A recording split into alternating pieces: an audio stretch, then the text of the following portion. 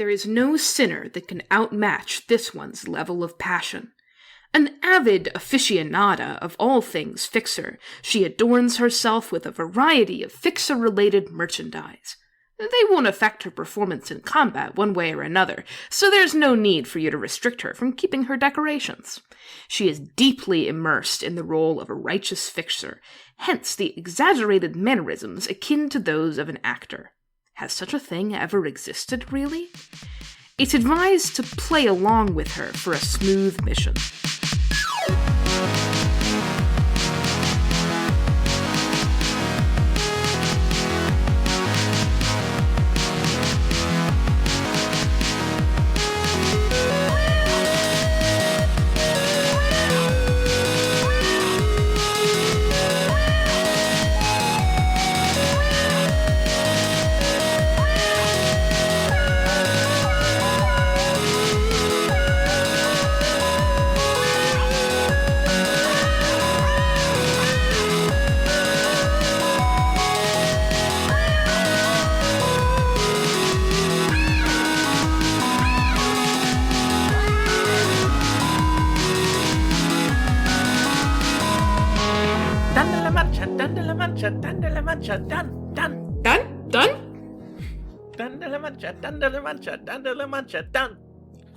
Done.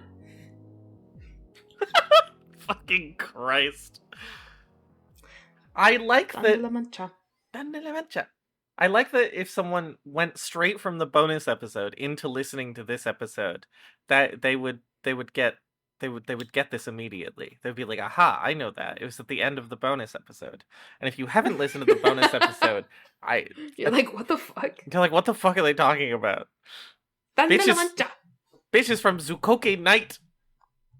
Dumbass. Bitches from Zukoke Night. Bitches from Zukoke Night. The Lost Media Japanese Don Quixote cartoon. Yeah, you know the one. We're all familiar. We're all familiar. So, like, get with the program. Come on. Don de la Mancha. Don de la Mancha. Don. Don de la Mancha, Don. Hi, Ash. Hi, Ivy. You gonna do the intro, or? Fuck right, the intro. Hello, and welcome to Soulmates, where we talk about all our favorite guys and all our favorite games. They're not little today. Sorry. They're not small. they're normal size. I might be Fox. You can't find me anywhere right now. But you can find this show in many places, including your podcast app of choice, where you can give us 5 stars if you really want to help us out. And you can also find us on YouTube, where you can like and subscribe and stuff, also to help us out or chat with us in the comments. Reach out to us. Let us know how you feel about about Don de la Mancha. Don de la Mancha. Don. Joining me as always, from across the aisle of the bus, it's Ash. Hi. I'm Ash. You can find me going merry-go-round in a circle I run. It's so much fun leaving reality behind.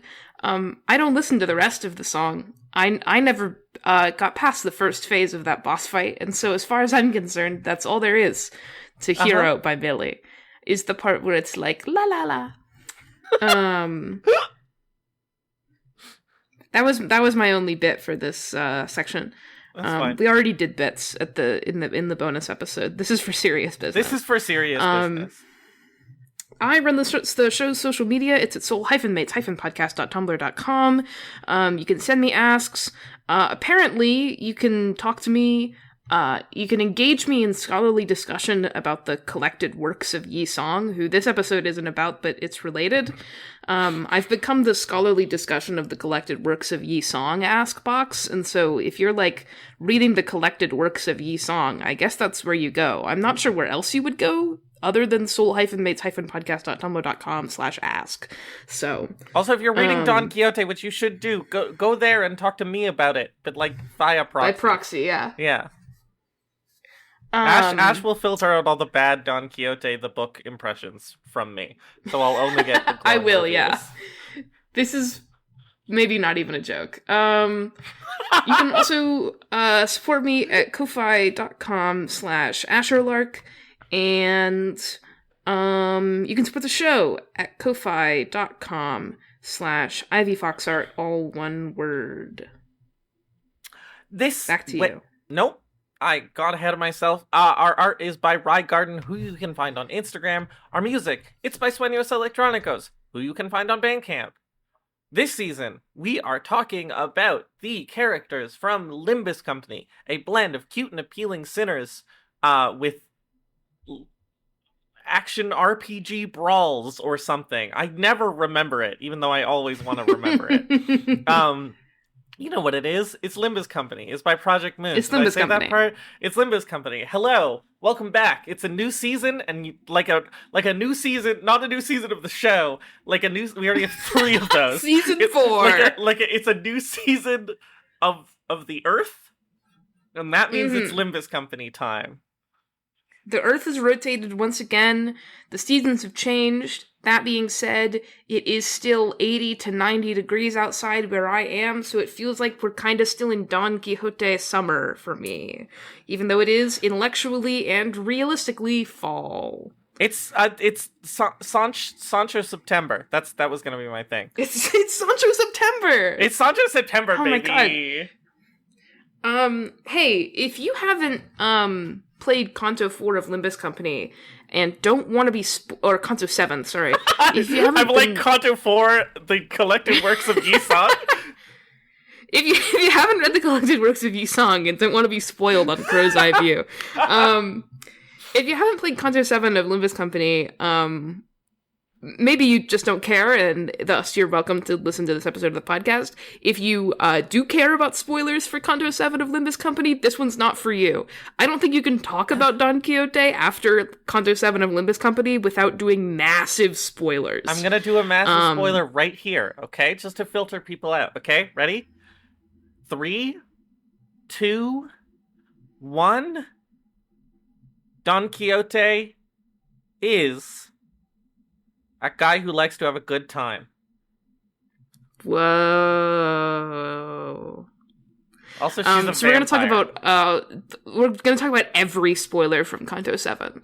Yeah. So just like the fact that Rocinante has a shoes form and a horse form. Huge spoilers. Rocinante's shoes and horse form, which is on the wiki. It's on the wiki page. You can toggle between them, and it There's changes. A little tab. It changes how the rest of the page is formatted, because the horse form is so much bigger than the shoes form, which makes a lot of sense to me. Does this imply that shoes? So what? Question: do you think that shoes Rocinante is really dense, or do you think that horse Rocinante is really, not dense? What's the opposite of dense? Yeah. Yeah, that one. No, my answer to the question was yeah. Oh, okay. Because they're theoretically the same thing, but they're so different sizes, as you can see from toggling. Conservation of matter. Yeah, so it's are the shoes really dense, or are the shoes normal and the horse is just sort of aerated? An aerated horse. An aerated horse. If you have equinophobia, this episode has discussion of horses in it. Uh-huh. Be aware. Be aware. Content warning. Horse. Content warning, horse. Hi, Ivy. Hello. It's Don Quixote. I'm very excited about Don Quixote. Everyone... Can we get into the best one? That's bold. I really like a lot of the characters in Limbus Company, maybe all of them. And so I might just say the best one before the beginning of every Limbus Company episode.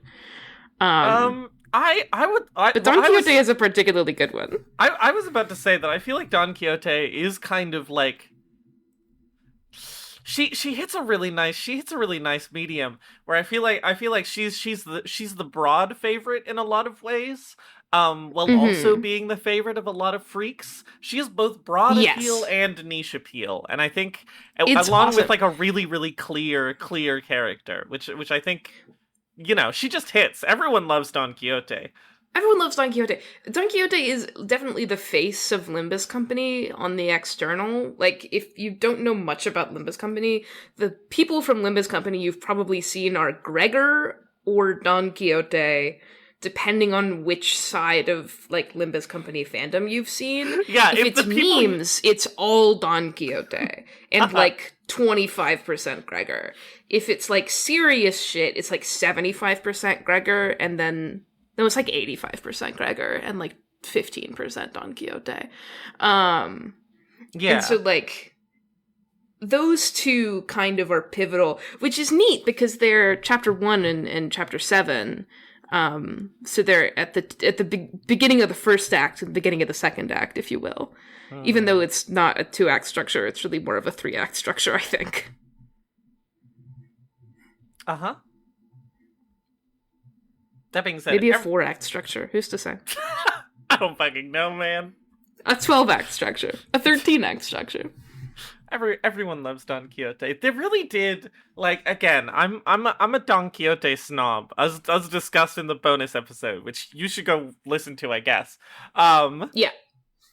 But like, I'm a Don Quixote snob, and I do think that they did. They did a very good Don Quixote in this game. She's weird. She's annoying. She's read too many Wikipedia articles. She is like, they did such a good job of like making her genuinely annoying. But then also endearing her to you by making her do weird little noises. And it's like, that's Beach correct. Valley Power. Beach Valley, oi? Oi? Do you remember the like 2 months where we just went oi at we just everything? said oi? Yeah, in response to every question. Listen, I'm still in the 6 months of my life where I go super laser.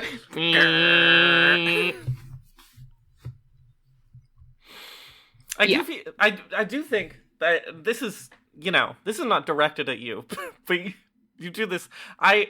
People do their super laser impression wrong because she specifically makes a grrr. It's like an R sound.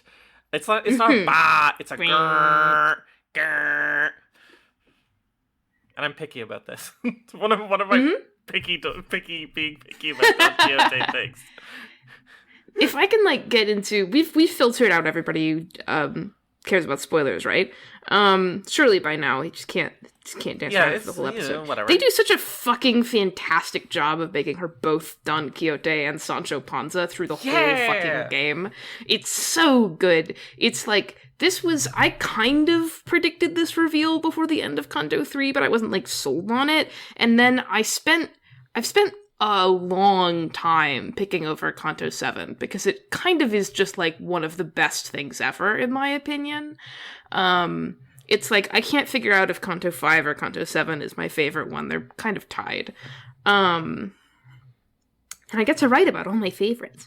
But, like, I've spent so much time going back over it in my head that I've realized all of the ways in which it's like, you know, oh, she's short because, you know, she's like a joke. Like, she's unintimidating, but she's pretending to be intimidating. No, she's short and fat because she's Sancho Panza. This is also why I'm mad at everybody who draws Don Quixote like a thin little waif. She's not. She's Sancho Panza. She's short and fat. She's short and stocky. She has to carry a 2.5 meter lance. Like, I don't know what you're talking about. She's like, oh, it's a little... Anyway, one of the many things I am picky about in terms of Limbus Company fandom, a thing that I engage with and Ivy engages with less.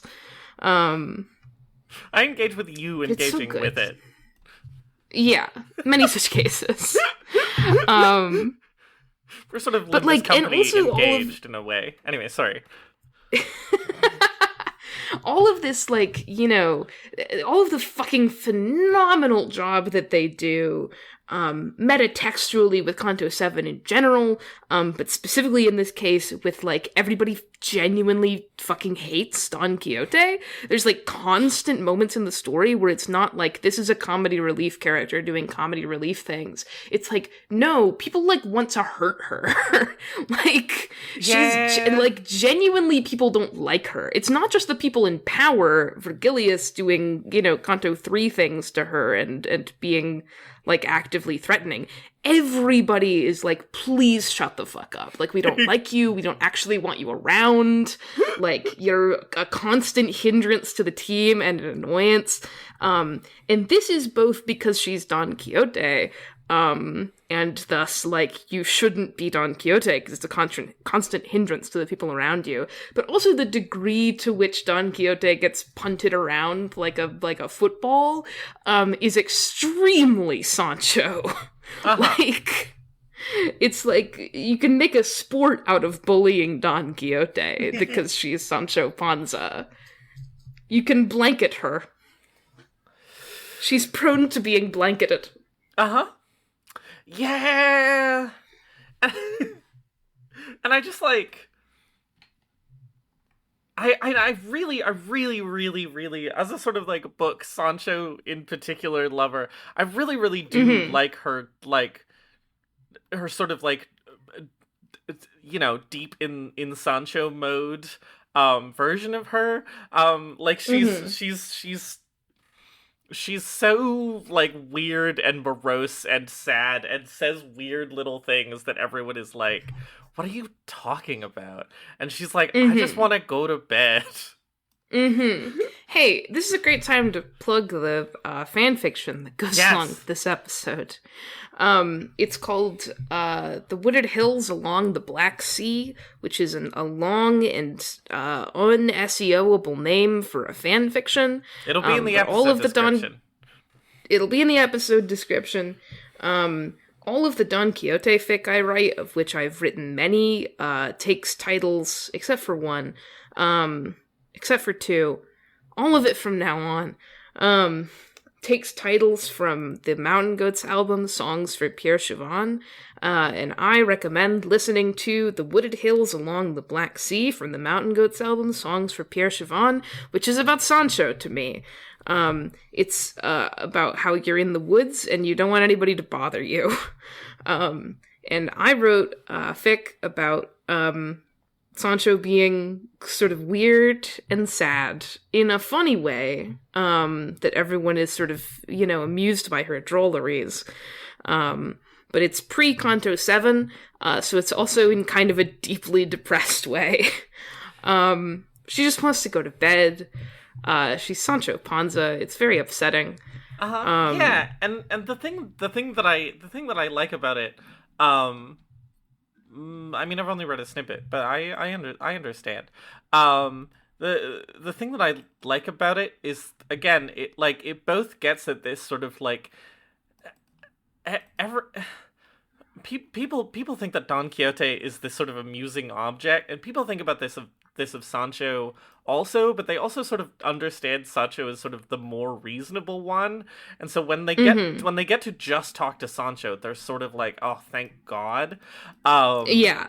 But there's also this sense of like, so much of Don Quixote is everyone trying to make Don Quixote go back home and be normal, and it's like, oh my God, what if he was just normal? What if Don Quixote was just normal? There's like a little bit, there's like more than a little bit. Seems to be becoming like a reoccurring theme, sort of post Canto 7 also, is she does something silly and people are like, I thought she was normal now. I thought she was normal now. I thought she was normal now. I thought she was done being Don Quixote. I thought she was just like the still weird but like reasonable Sancho. And meanwhile she's like, wahaha. And everyone's like, what's going on? Let me explain to you about the adventures that we undertook. And it's like, oh, well, I guess she has to explain the adventures we undertook. I didn't really want her to. It's just, there's a lot of, Canto 7's a little bit more Mon of La Mancha pilled than I'd prefer it to, but that's okay. But just this sort of like, it gets at this sort of like, it gets at this really core image of Sancho and like of sort of Don Quixote becoming Sancho-ified and Sancho becoming Don Quixote-ified, and then taking that all the way. It's such a good way. It's good. I like it. I like Don Quixote. It's so good. She's such a puntable little object. You're so correct. She's a little football. She's a little football. You just kick her around. You just kick her around like a little football. Yeah. I love Don Quixote very, very, very, very, very much. I think post Canto 7 Don Quixote was sort of a test for me, where I was like, they did this incredible narrative, which is sort of like unbearably like plural, in Canto 7, and then they have to write her after that, and then we'll see where that goes. And they've done an excellent job at doing the metatext thing of Limbus Company, which is that everybody ends up at the bad ending of their book and sees it and is like, well, time to keep going towards the bad ending of my book. And so they've done, like, you know, they did all the scary things in Canto 7 that everyone was worried about with Canto 7, where they were like, are they going to take away her whimsy and delusion? And they did all that scary stuff, and then they ended up with a Don Quixote who's kind of, sort of, in the same place, in a very, like, surface-level, satisfying way, where it's like what you want at the end of Canto 7 is for Don Quixote to keep being Don Quixote, because she's so droll. But, like, you know, on a deeper level, I think all the time about the line at the end of Canto 7 in which she says that this is all just a merry dream, and it's like, Yeah. Sancho is still very sad. You get hints of Sancho mode and hints of Don Quixote mode in her post-Canto 7 dialogue all the time, and I appreciate this. But they're also sort of fundamentally the same entity, and, like, you know, you get all of these bits of Sancho from Canto 7 that really wants to be Don Quixote. And, like, you know, hates it, but wants to do it, because she's from Man of La Mancha. And so, you know, anyway, I adore her. I think Canto 7 is some of the smartest writing ever. It jumps the shark so fucking hard, but in, like, it lands in the perfect place. She's a 1,000-year-old vampire.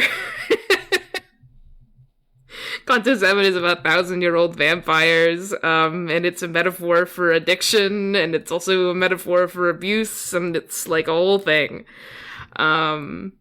It's great. Yeah, I like Also, she's super queer in it. We'll get there. Mm-hmm. Uh-huh. Should we look at images of Don Quixote? I guess we should look at images. I can't just talk about how good I think Canto 7 is for the whole episode. I would like to. Uh-huh. But Don Quixote. Don Quixote! It's the Don Quixote key art. Uh-huh. It's Don Quixote. Definitely like one of the more striking of the default absolutely. outfits. Like, I don't even think that it's because she's covered in shit, although she is covered in shit. She is covered in shit. She's covered in fucking a billion things. It's for me, it's mostly the cummerbund. Every time I look at this image, I'm like, they gave her a cummerbund, and that's fascinating. Yeah. They gave her a warning label, a cummerbund, the purple tear symbol, and the fish. Where's the fish again? It's down by her name. It's golden fish. Oh yeah, fish. Fish. This is lore. There's a poster that says fish in in the Kanto 7 CGs of her in the cradle. In the lighthouse, yeah. And Ivy got me a shirt that just says fish with that poster on it. And then I noticed that she has a thing that says golden fish. It's like, hang on, what's the fish lore? Fish. Project Moon, give us fish fixer Don Give us Quixote. fish lore. Give us the fish office. Where's the fish office? The stuff for the Arknights event just came out, dating this episode. And it's all Seaborn stuff, and I think Don Quixote is getting an ego from it, so... Fish. I keep zooming in on the image whenever I say fish. Fish! It is play along at home. It is really, really, really good to just, like, pick apart all of her little badges and, like, try and figure them out. But her just, like... I love how her shirt is, like, kind of dirty. I love how her tie is, like, a little bit too short. And then her, like, weird out-of-place boots that really stick out. It's like a really solid design. It, like, conveys so much. Her hair is neat to a point, and then starts getting really messy and lopsided. You know, she's a little scary looking. She is a little scary. Like, it feels like she's not focused on any particular point, you know? I mean, like, people really honed in on Don Quixote early for many reasons, such as, it's Don Quixote! But also because her, like, whole, carnival theme and, like, delusion-y theme was really appealing to people immediately. And I think this key art really helps in that, both because it's so, like, transparently themed. It's a lot more themed than some of the others, even. But also just because of her look, that's like, hey. I do like in this art that, like, the little top of the carousel is poking out of her head. Functionally. One of my alt takes for my opening "Where Could You Find Me" joke was on top of Don Quixote's head in the key art. But it gives it this impression of, like, she's part of the carousel. She's like a wind up toy. And I do like, on the topic of the background, I really like I like the big windmill. Oh my god, what is this called? It's not a carousel. Ferris wheel? Ferris wheel, thank you. A Ferrisel, if you will. But, like, I really like the look of these horses. They have this weird kind of, like, foil look to them that I'm, like, not quite sure what they're going for, but it looks really nice. There's a lot of, like, weird texturing on this whole carousel. These weird, like, texture overlays. Well, it looks to me like... This is my lobotomy corporation shit showing through. These horses particularly look to me a lot like the kind of texture that they do for, like, children's drawings and things that turn into scary abnormalities. Like Fragment of the Universe type shit. Yeah, they do kind of have the feeling of, like, the I forget what it's called when it's not called the Toronto Symphony Orchestra. The Silent Orchestra. The Silent Orchestra. Yeah, it does kind of have that sort of, like, texturization of the like, curtains and stuff of the Silent Orchestra, which I call the Toronto Symphony Orchestra.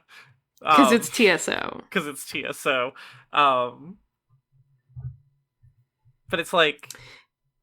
Yeah, they're like drawings come to life is sort of what they're drawing on here from their previous visual repertoire. And it's just everything is like covered in blood, though, which is awesome.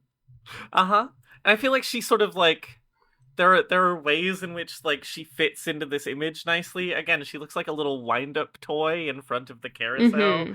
But also, like, her big lance is really just, like, poking through this nice symmetrical it pokes composition. Into the area for her name. Yeah, it sort of, like, fucks up the whole image, and it's like, what are we doing here?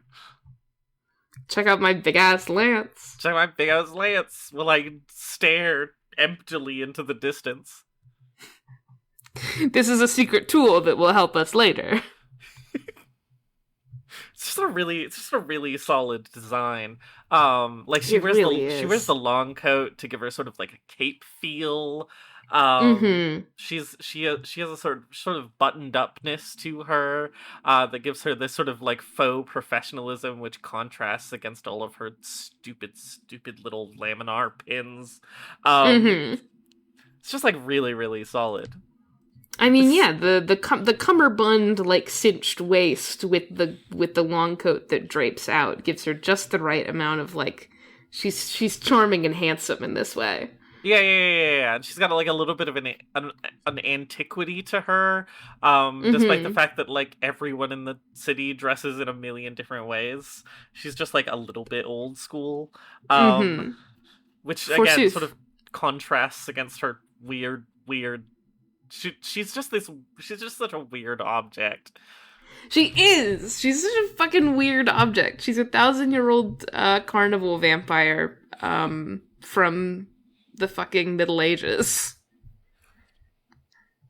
Yeah. There's sort of a funny implication that like, you know, she got all of her like learning to speak and things she got from like books that Bari brings her in the lighthouse, right? But like it but then all those books must be people talking like that. So were people talking like that like 200 years ago? But obviously the answer is no. Because only Don Quixote of La Mancha Land talks like that in flashbacks, and Sancho is like, why are you like this? Nobody says forsooth. Uh-huh. So it's like, at least, you know, she's at least 100 years before her actual time. Don Quixote has 863 dreams. This Which is a reference number to the is a reference to the Dewey Decimal number of Don Quixote? Okay, yeah, this is one of my favorite little things. They're so stupid. Whatever. I also like the actual bit of trivia on this page about how various sprites of her have the wrong words on them, because her name in development was Miguel de Cervantes, making the Man of La Mancha things even more explicit. You know, and how the end of Canto 7 is Man of La Mancha Don Quixote, aka LCP Center Don Quixote, versus Book Don Quixote, aka Don Quixote of La Mancha Land. So she was Miguel de Cervantes earlier in development, or just Miguel. And so Miguel appears on some of her sprites incorrectly, and some of her sprites with her lance in particular read Soñar y o imposible soñar, which is wrong. So, anyway. I like her. Are we gonna talk about some guys? Yeah. Who's our first guy? First guy. It's an on-release guy. It's She Association, South Section 5 Director Don Quixote. She sure is Association. She sure is South Section 5 Director Don Quixote. Uh-huh. She's so sad. So the fact that the first two identities which Don Quixote launched with in the game are this one and W Corp, and so like they've done less of this as time has gone on, but they did launch with like the main thing about Don Quixote being like, you know, and in this world she's full of whimsy, but in the mirror world, what if she was a little fucked up? What if she was a little fucked up? What if she was a little fucked up? And then, you know, they transition into being like, and then she has fun. But like, definitely this being like one of the first things you can pull in the game is like not a great look for her. Uh-huh. Like, oh no, girl. I'm the rat. Like, oh no, girl. Mm-hmm. It's a nice image. this image is so and I say this word with purpose, but this image is like so anime to me, you know? Yeah, It's such a like even like the way that her hair falls and the way that the light falls on her, it's so like I'm having a dramatic anime moment. My entire team has been wiped out. Oh, staring into the abyss. She's got my entire character arc depends on this. We're gonna flash back to this 5 to 10 times. Uh-huh. Yeah. Now, she is Yujin. She is. Sort of. Sort of. Sort of, kind of. She's not quite Yujin, because she doesn't have Boundary of Death. But the She Association that consists of Don Quixote, Ishmael, and Heathcliff, 5, 6, 7, is like an obvious Ruina reference to the She Association from Ruina, the guys that you fight, which is Yujin and her guys. And she's the director, which means that she's Yujin, and she has a skill 3, which is 4 plus 21, because it's either dog shit or it's perfect. It's just not called Boundary of Death. Yeah. I mean, Overbreathe is a skill that Yujin has. They just didn't give her Boundary of Death. They just didn't give her Boundary of Death. Maybe they'll add it someday. She Association Section 5 Director Don Quixote 2. She is Yujin. It's kind of an interesting take on Yujin, actually. Because you just, like, don't really see Yujin being this kind of, like, haunted in this way. She's very haunted in this image, with her, like, glowing eyes staring into the darkness, facing away from the light. But, like, Yujin is very much just, like, kind of tired in a way that this Don Quixote isn't. Yeah, I mean, her Uptie story is all about how she's, like, you know, super on around her subordinates and much more, like, traditional Don Quixote-y. And then when she's alone, she's like, the war. Uh-huh. They won't let me take. Which is funny because this is a different direction than they go with Warp Agent. So I don't know. They have many ways.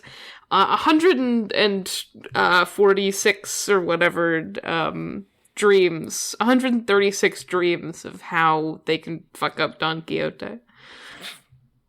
Like, we can make her Yujin. We can put her on the warp train. I'm not really talking about the image. The image is, I've seen it too much. I think it's surprisingly coherent. That's rude. Surprisingly, like, put together for an early image. I feel like it's a little bit more, like, very clear what they're going for and telling a story with in this image. Even if it's, like, there's a couple of spots where you can tell they put more energy into it than in other spots, like her hand, her face, and then the rest of it is all mostly painterly. Yeah, but that's, like, that's good. It draws your eyes to the correct spots. The use of red in this is really nice. There's just sort of like a trail of spots of red that you can follow. Like her hair, her hand, her back, her sword.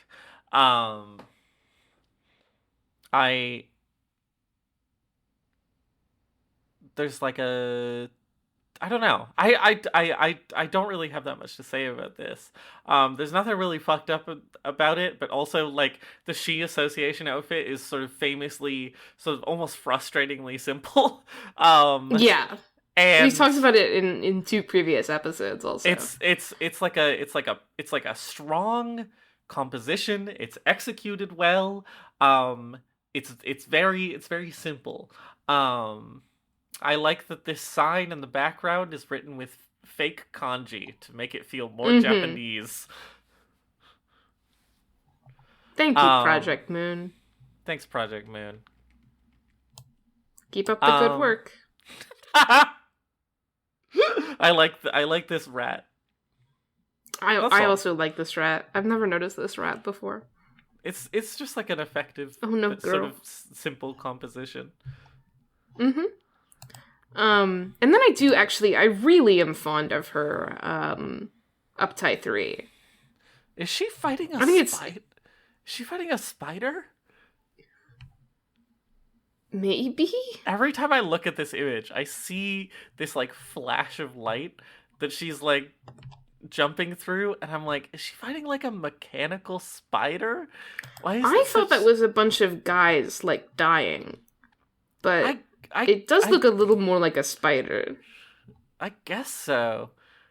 I don't really see the individual shapes of individual guys. Mostly it just looks like a mechanical spider. She's fighting a spider. She's fighting a spider. She's spiting a fighter. She's also doing that. Hey, in this one of her eyes is red. Ooh. Because of the lighting. Because the lighting. It's because she's a blood fiend. I am really fond of this one. I think it's a surprisingly good execution of the thing which a lot of both current and old Limbus Company art is, bad about.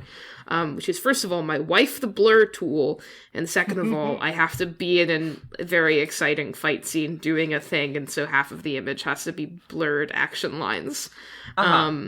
You can see everywhere where they've used the smudge tool in this image. It's really funny. Look for them all. Count them. You'll be there for a long time. Her hair is kind of artifacted and doesn't look that great. There are many things about this image. But, like, as a composition, I think it works very well. You can see her quite clearly. You can see her expression. You can see her outfit. You can see what she's doing. Whereas the action has been backgrounded as opposed to foregrounded, which is what they do in all these other ones, because they're like, oh, they need to be facing the camera, which means they're slashing forward, which means there's blood all over the screen. And it's like, I want you dead. Please stop putting things on the screen. I'll die. Instead, she's... cool guys don't look at explosions. Yeah, there's a nice clear action line here. All over sort of bits, sort of like point towards and sort of thus away from the explosion of the mechanical spider. So there's like your eyes sort of nicely flow around the image from like her eyes up to her sword, and then back down to the action, and then back up around to her. It's nice. She's doing sort of like an insane hip twist thing. She is. Don't worry about it too much. I'm trying to figure out how you would slash a sword such that you end up in this particular hip twist. It's not even the most like it's not even the most like absurd body mechanics hip twist necessarily. She's a bit cheated to the camera. It's just like it looks a little bit more like she's doing aerobics than she's doing a fight scene. Although all good fight scenes maybe look a little bit like aerobics. But like it's strong. It's a strong, simple composition. I love like the contrast in her face to the first image is really nice. This just like dead look. You can like clearly see her uniform. You can't really clearly see her sword, which is actually kind of cool. It's like red and got some cool stripes on it. But like that's okay. It's not that interesting. And it's just like it's just like a nice, effective single shot of a fight scene. Solid. Yay! In this one, instead of everything being gray and the red really pops. In this one, everything is red, and then her like yellow hair just like pops right out of the composition, which is nice. Don Quixote.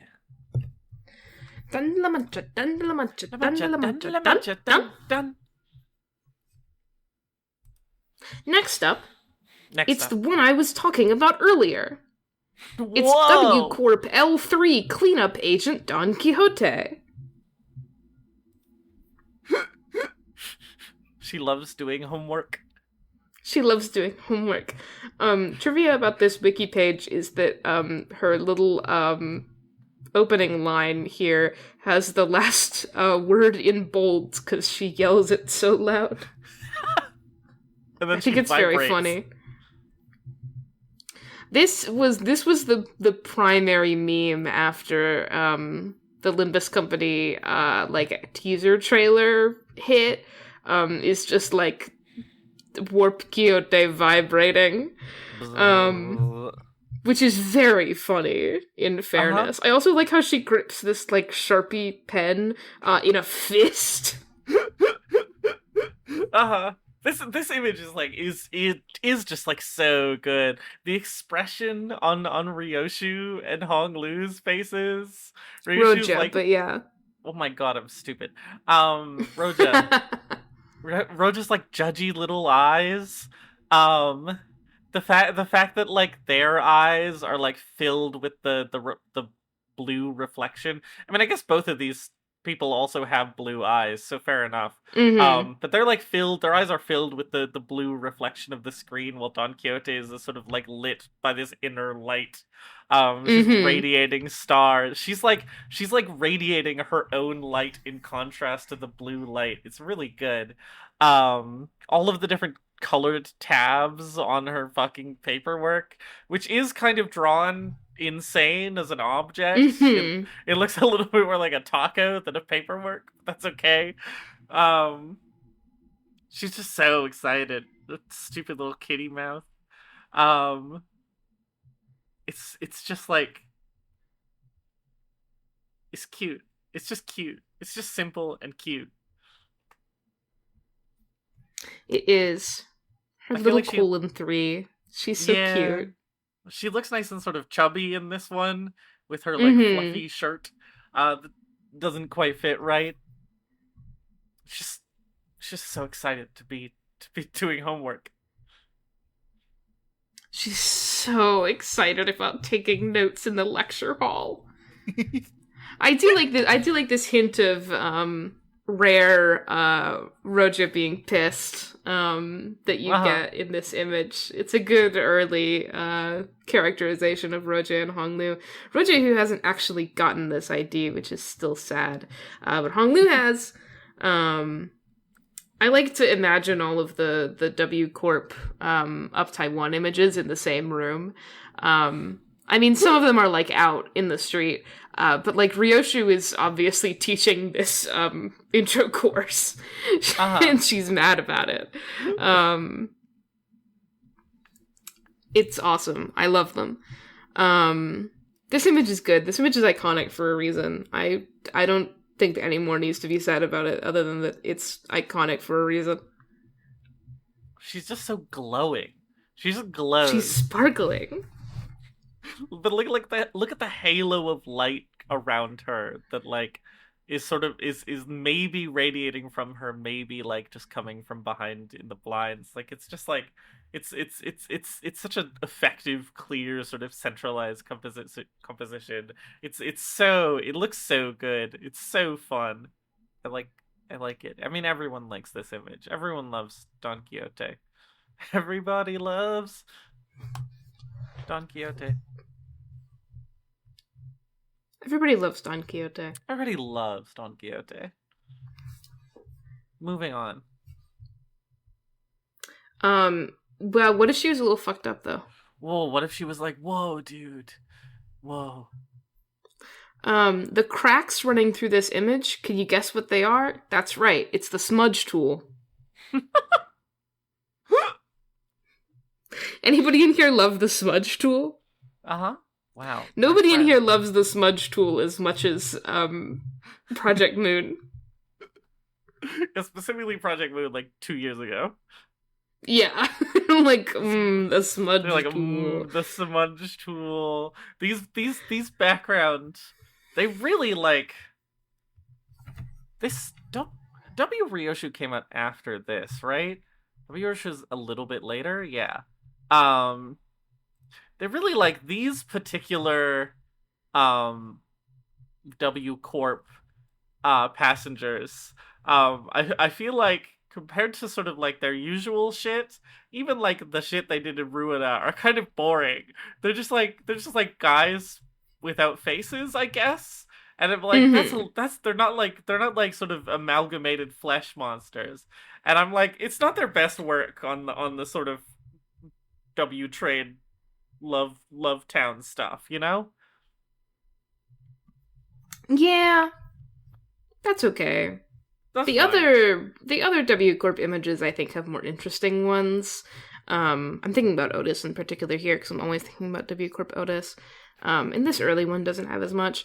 I am fascinated by like the degree to which she's like a fucking mess in this image. She looks like her eyes are slightly shadowed below her eyes are slightly shadowed in a way that makes her look like she hasn't slept in a week.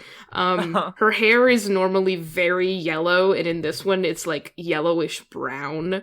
From I guess she hasn't showered in a week either.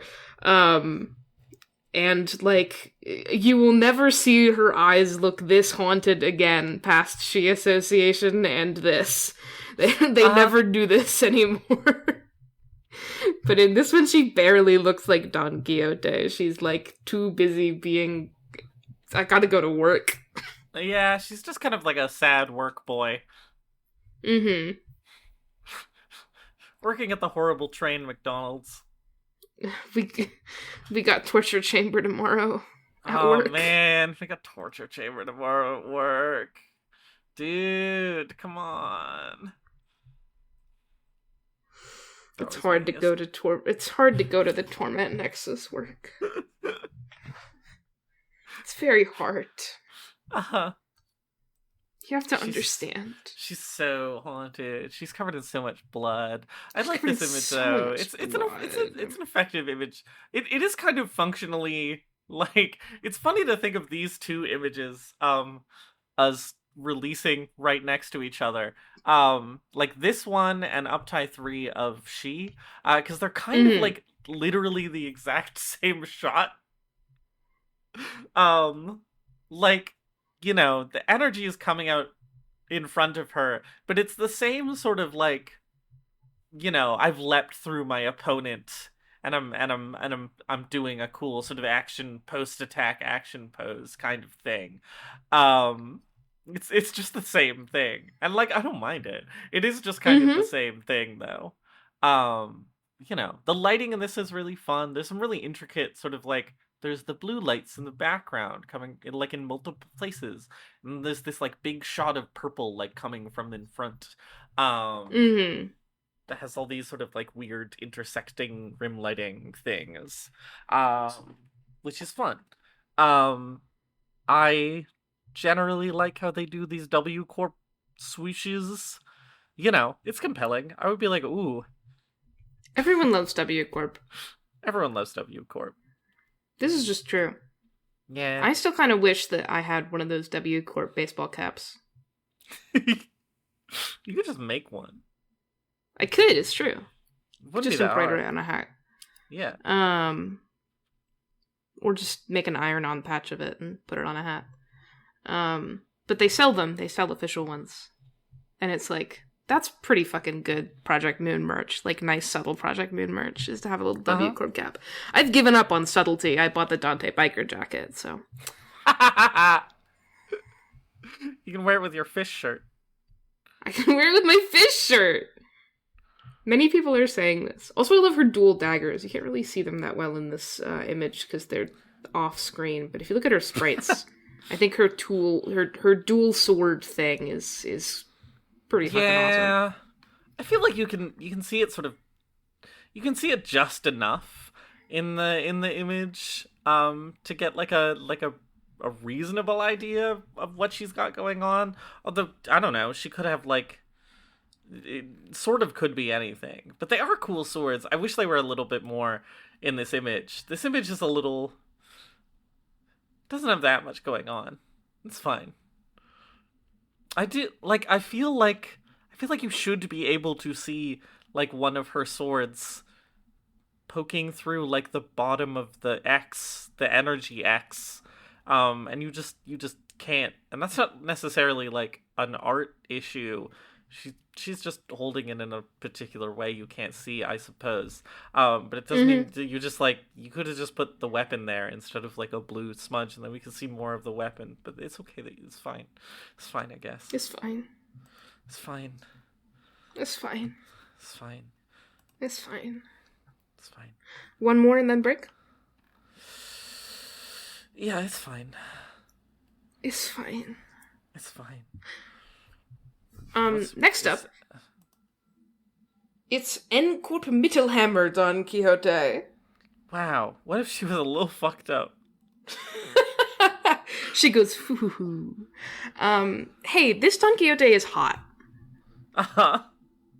No one wants to hear it. That's not true. Some people want to hear it. Who doesn't want to hear it? She's not that hot when she's in the full armor, because she's in the full armor that makes her look stupid. But in her up-tie 1 image... Hey. Uh-huh. Hey.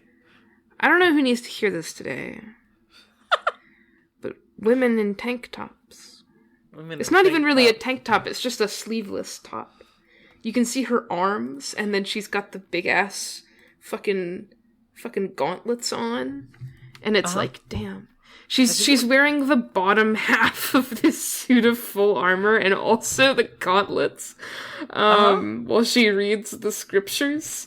And also she's by the Christmas tree with all of the heretics hanging from it.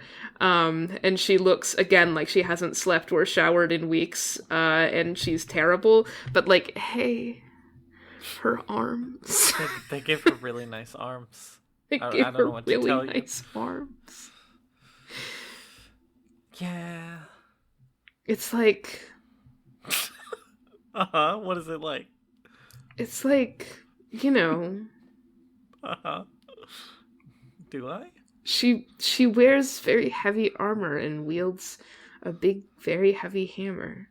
Uh-huh. And underneath there, well, that's a beautiful woman. Uh-huh. On account of the strength needed to be in heavy armor. Uh-huh. Heavy, shitty armor. Also, she's covered in blood. She needs oatmeal. She is. I know that this is, like, not uncommon for Limbus Company images, but, like, they really, like, you know, they really have given her sort of, like, 3 images early on in which, like, her whole thing is that she's covered in blood and she's sad. Yeah. And it's like... Listen, in this one, she isn't sad, she's focused. She's sure. She looks so normal and focused. This is just how I look like when I'm reading a book. Just like... I mean, we'll get to it when we get to her upside 3, but if you just look at her sprites, I love how dilated her pupils are in them. Oh my god. Hello.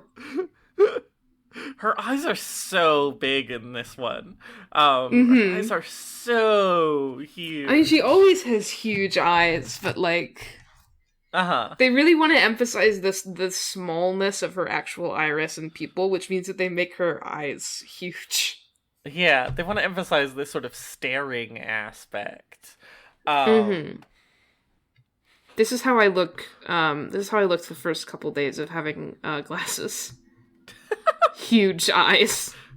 Looking at every piece of text.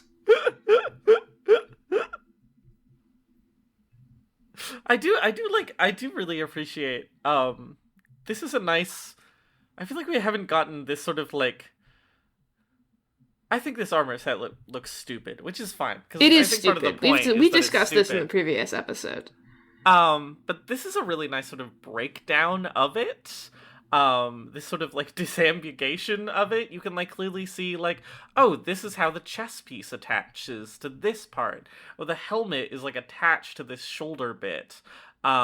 Which is nice and fun as someone who, like, enjoys actual armor. Breaking it apart like this, I think is really fun. I feel like she's too close to the fire.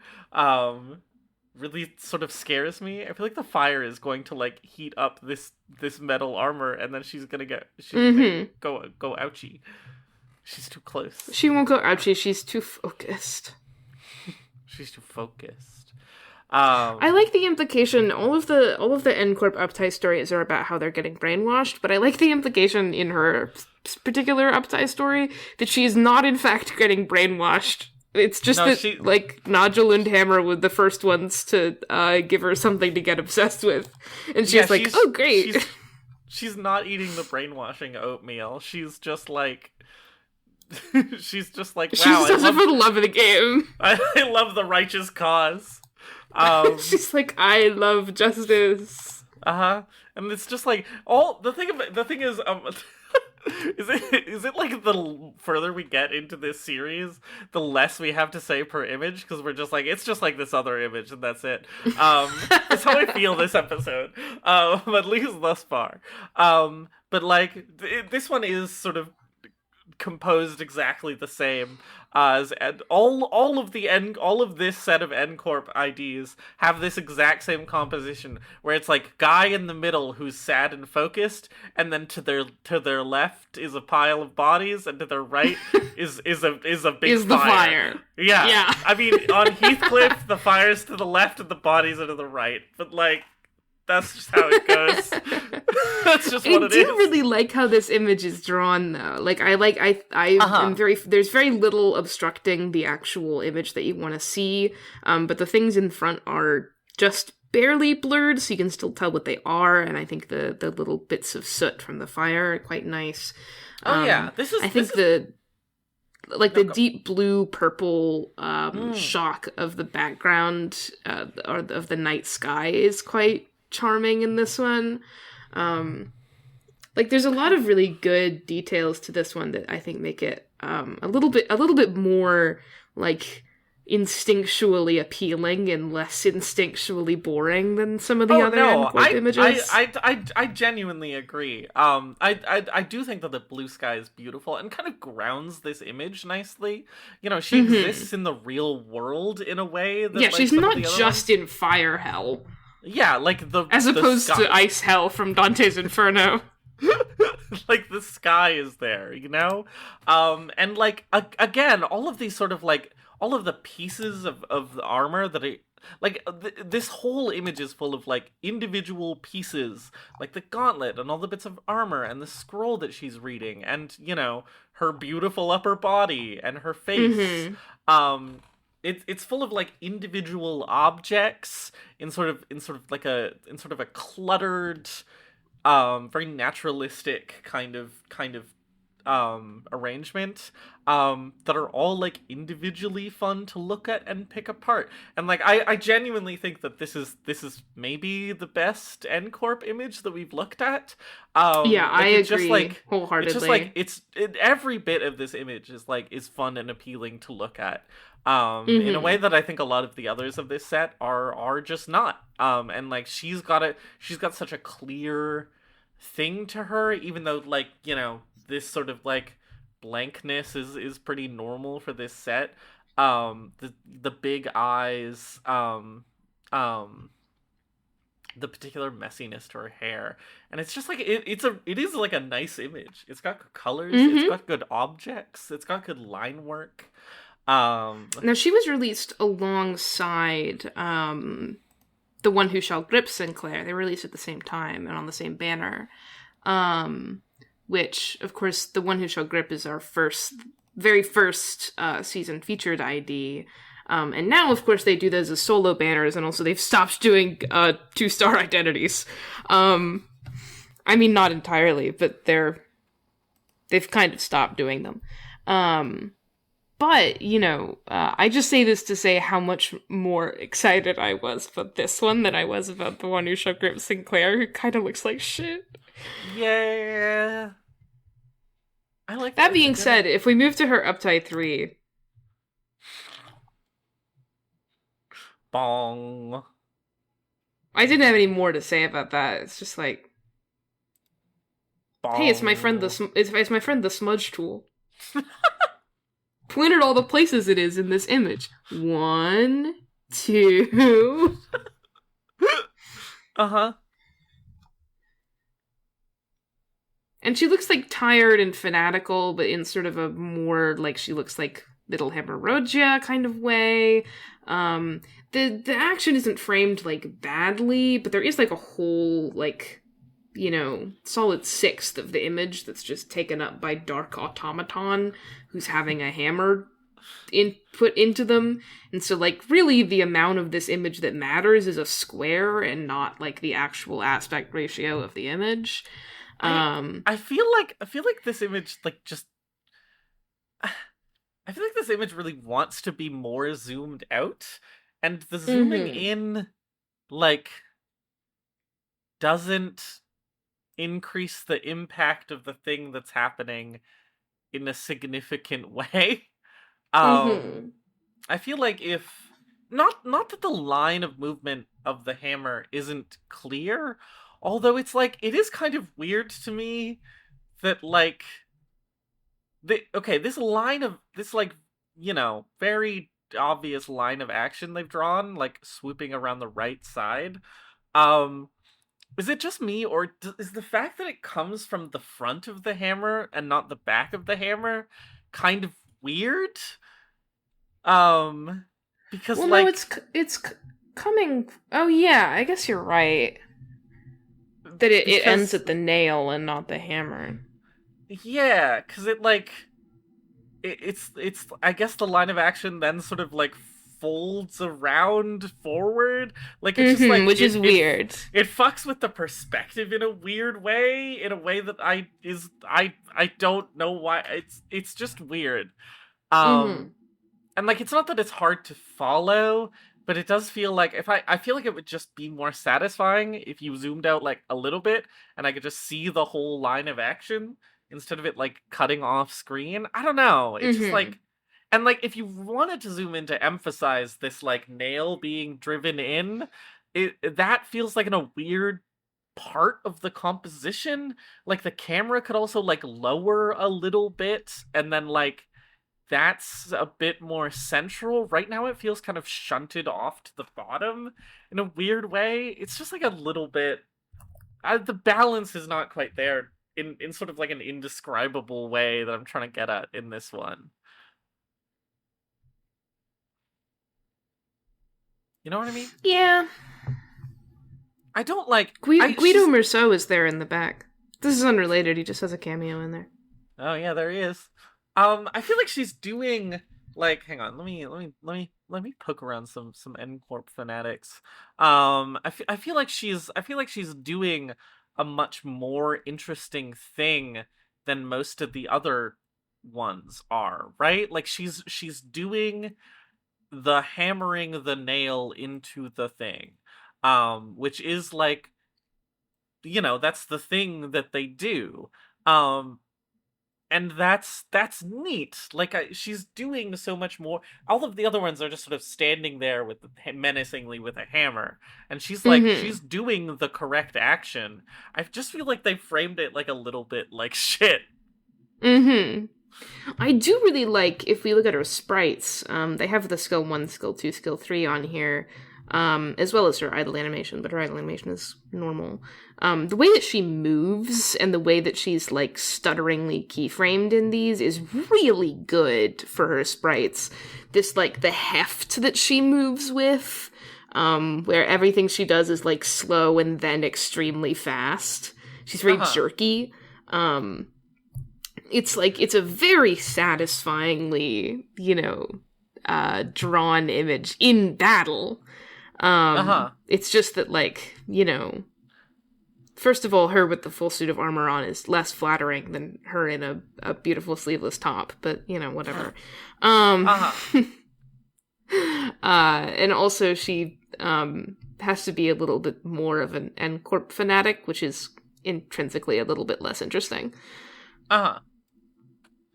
Yeah, I mean they get at a sort of like a nice thing, which is, I mean, one of the things with the N-Corp is that they don't do like enhancements, and thus like they're sort of like actually carrying around big heavy sets of armor and big hammers in ways that other people kind of aren't. Other people are just using like enhanced cloth and shit. Yeah, I mean they used and also they have like materials, but presumably enhanced they don't bodies. Yeah, presumably they don't have like synthetic muscle fibers woven in, or like whatever the sort of more subtle enhancements that everyone's getting. And so they really get at this sort of like sometimes, in part due to this and in part just because drawing action is hard, things can feel kind of weightless in this game. But like it's good that, which I think is also because of the rhythm of combat and how sprites slow down as they get close to each other. Yeah, it's good that it doesn't feel like that, and that is also like correct. And so that's neat. That's fun. She also is actually holding a nail, which is nice, given that. Yeah, I know. Really, a lot of the N Corp guys, it's like, what are you actually doing? I'm confused. I'm still like, as I was clicking through them, I'm still confused by fucking Heathcliff Uptie 3's fucking wooden hammer. Why does he have a wooden hammer? I don't know. That's scary. What's he doing with his fucking life? What is his problem? Anyway, it's definitely my favorite N Corp. I just sort of like, I wish that this action was good. I wish that the composition of this action hit was good, but it just has so many nitpicky little problems for me that takes me entirely out of it. I'm switched to the Uptie 1 art at all times, for obvious reasons. Hey, girl. Hi, girl. Sometimes it's nice to just sort of sit in a room with someone and read. And I would sit and read with her by the fire. Oh god, those fires have gotta smell disgusting. Very bad. Burning oil. Really bad. Burning I was just gonna say, I don't know what impression this podcast gives off of my Kinsey scale number. I need a supercut of all the times that I've said the things that I often say about women about men, because I really don't know. I don't know. Let's take a 5-minute break. Let's take a 5-minute break. Dan quixote. 관리자다리! 이것 좀 구경하시겠소? 내 보물들이요! 한정판인데 어렵게 구했어!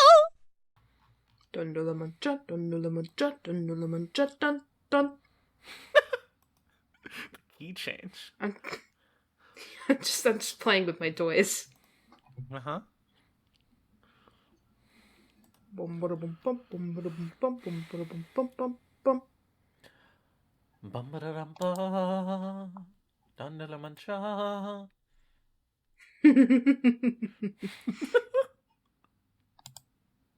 Donna la mancha. Donna la mancha. Nonna la mancha. Dan. Nonna la mancha. Nonna la mancha. Nonna la mancha.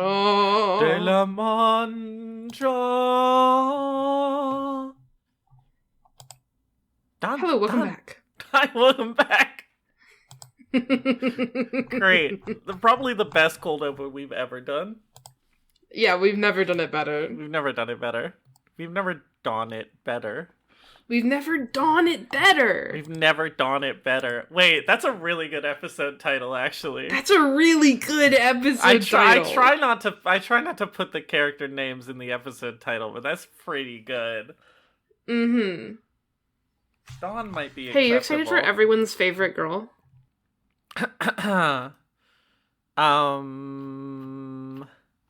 Yes. I have to think about it. It's the main character of the Three Musketeers intervallo.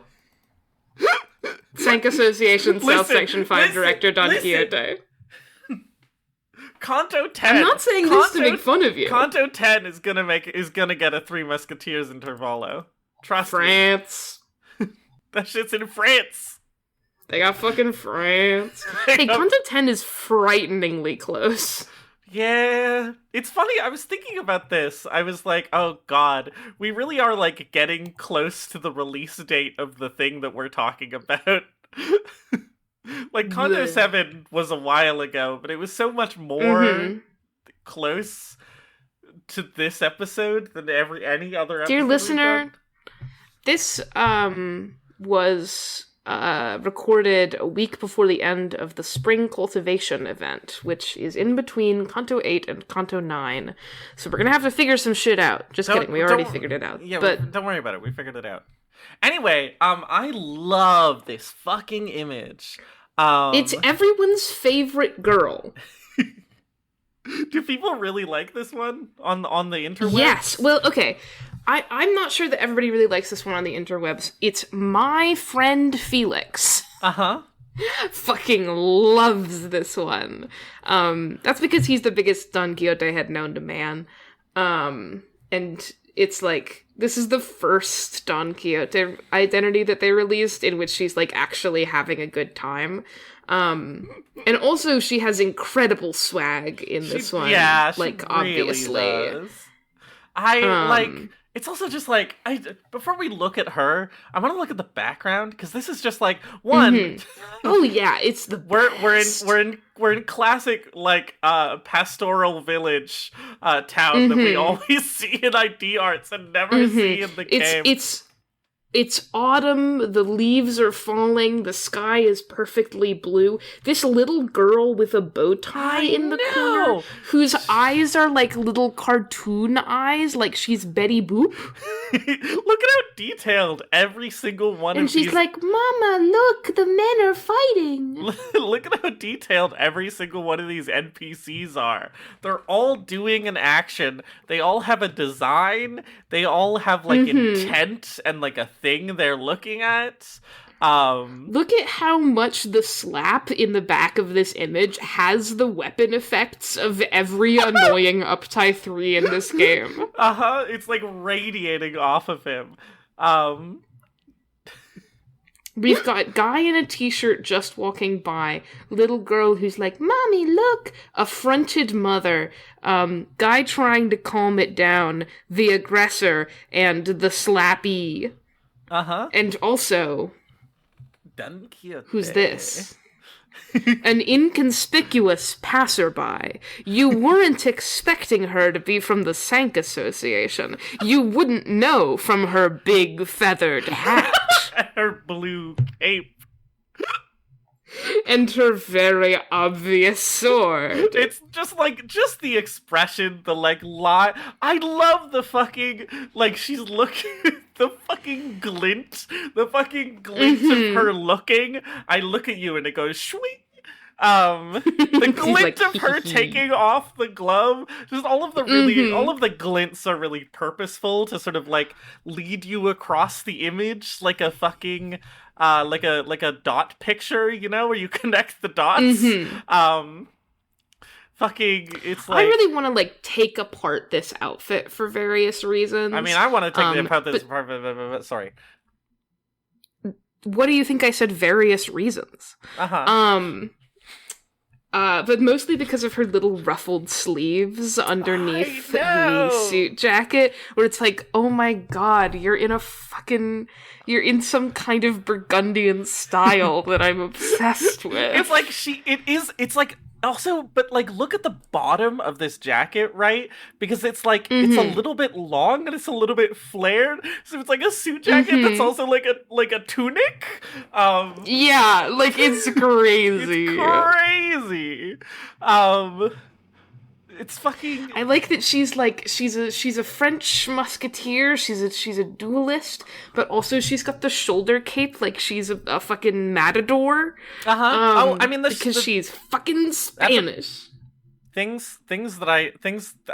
know many things about the Three Musketeers also. Also a book that I really like, although I've cared about the Three Musketeers since childhood. The shoulder cape is actually both like an iconic piece of like men's fashion from the era of the Three Musketeers, which is the 1700s. Oh god, you think I would know this, considering the things I just said. But the shoulder cape is an iconic piece of menswear from that time. And also the shoulder cape is a really important piece of Three Musketeers lore, because revealing that Porthos's shoulder cape is not embroidered entirely with gold is the thing that makes him and D'Artagnan have a duel at the beginning of the book. And so, like, the shoulder cape, you're not wrong necessarily, but the shoulder cape is very important to the Three Musketeers thing. I'd like to make this clear to the audience. Anyway, she's so fucking cute. I love the way that this glove is just drawn so amazingly. The way that you can see how much that it of her ripples. Yeah, the way that you can see how much of her fingers are still in there, and like just like there's something really, to me, there's something really hot about pulling your glove off by the middle and ring finger. I don't know why. Yeah, absolutely. It's like it's so confident. It's so practiced. She's like, it's my fucking time, and she's doing it automatically. She does it without looking, you know. You can see like she's about to throw down her glove to declare a duel. You can see like a little bit of the sort of Sank S5 thing on the sword, but not quite. We're just kind of a little tease of it in that little bit. Fucking the belt going across her chest, holding the cape. It's so good. The image is so bright. It's perfect. This fucking like yellow, blue, and red thing is like just so bright and perfect. It's so perfect. Well, it's just so nice in its context, because it's the first time that we finally get, like, hey, Don Quixote is being a fixer and is, like, actually living the dream that she wants to. At least she perceives it that way, that she's like, the work of my being a fixer is being the Sank Association director and getting to do cool shit all day and protect the people. Whereas the last several identities of hers are like, and then it was a little fucked up. Yeah, and this one she just like what we see of the actual Sank Association in game, it basically seems to be like this, which is a little bit like, I'm so cool. Look how cool I am.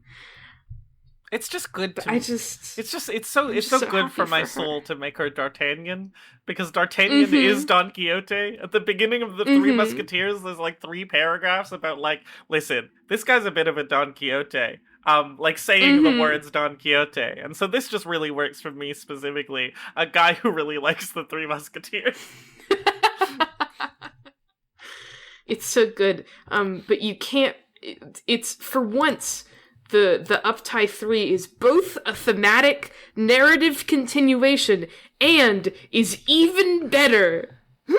All of the characters from the first one are there. The little girl is in the background there, like, oh. She's got her big sparkle eyes. She's like, whoa. She's about to become a Don Quixote. The mother is still kind of affronted but pleased. This guy in the t-shirt is like, yeah, let's go. The aggressor has been defeated and has her glove resting on his shoulder there. And the guy who got slapped is just in the back being held up by his friend. He's sort of not been helped at all. But there she is. She's covered in sparkles. She's got lens flare on her because she's so bright. Oh my god, her big There's like this little mouth. I know. There's these little hints of, like, maybe this is not as good as it seems to be in, like, the guy in the back who's still got a horrible bloody nose, and also the way that just one of her eyes is shadowed here is quite a good, like, implication of darkness. But mostly it's like, look at my beautiful sword, I've bested you. I don't even know what she's doing in this pose, but it's such a good, like, goofy, triumphant pose. Like, the cape swooshing, the the leaves are like blowing over her, as as if she commands the weather to make her look as gallant as possible. I fucking I don't I it's this image is kind of, it's funny in its sort of incomprehensibility as to like what happened in this fight, because like he appears to have a nosebleed and no other damage, and like her sword isn't covered in blood, right? And so did she just walk over, throw her glove on his shoulder, and then punch him in the face? Punch him, or like maybe just hit him with the pommel. Like... Yeah, okay, you're right. The action line is like drawing from the nose to the pommel. So she just like bumped him. She didn't like get into an epic sword duel. She just bumped this random civvy. The narrative of this, like, I'm like obsessed with it. It makes me freak out. It's like she sees this extremely normal, like, low-level altercation happening in the streets. She intervenes in the name of the director of a section of the South of the Sank Association, like beats this guy up mildly, and then has sort of one belligerent-seeming guy, cheering her on while she does this. Well, she just loves inflicting violence on civilians for minor slights. Like, she's Don Quixote. It's crazy. Yeah, it's crazy how much she's Don Quixote in this image. And oh my god, you can see the cool fucking sword now. You can see this this twisty 5S thing going around, going above the pommel around the and top you can of also see it on her sheath there if you need a little bit of a clearer image of it. One of the things that I love is the shadow of her sword on her lapel. It's just like really lovingly done. Yeah. Oh, yeah. That's so nice. The little diamond cutout of light in there. So cute. You can like see how her clothes fit a little bit, like not even necessarily better, but like differently in this. It's such a good follow through image. I do think I might like the first image a little bit more, actually. I just really like the colors of it a lot. That's fair. But like both of them are so good. It's such a good pair of image. One of the things that I like about the Uptight 3 is that the way in which she's posed really reveals the degree to which her Sunk Association outfit is just like a salaryman outfit with a big hat and a cape.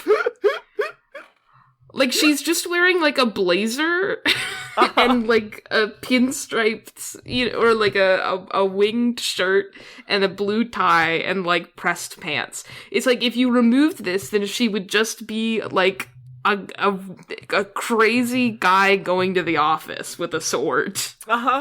Yeah, exactly. Which is sort of perfect with her pose, I think, because her pose is sort of like, her pose is also is fundamentally really off balance. Like she's not like Cinq Marceau. She's not like striking like this perfectly balanced like combat pose. She's sort of like throwing herself to the side excitedly, and it's like, girl, you have done no fancy footwork. You just punched this guy in the face and went blah and threw your arms up in the air.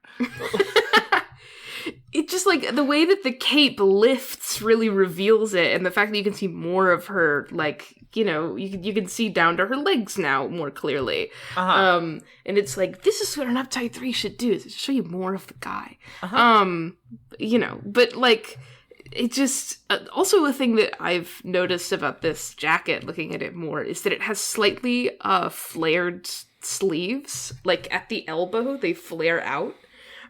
Which I'm just obsessed with. They've just given it a little bit of a Burgundian courtly style for no reason. Thanks, Sank Association. Thanks, Sank Association.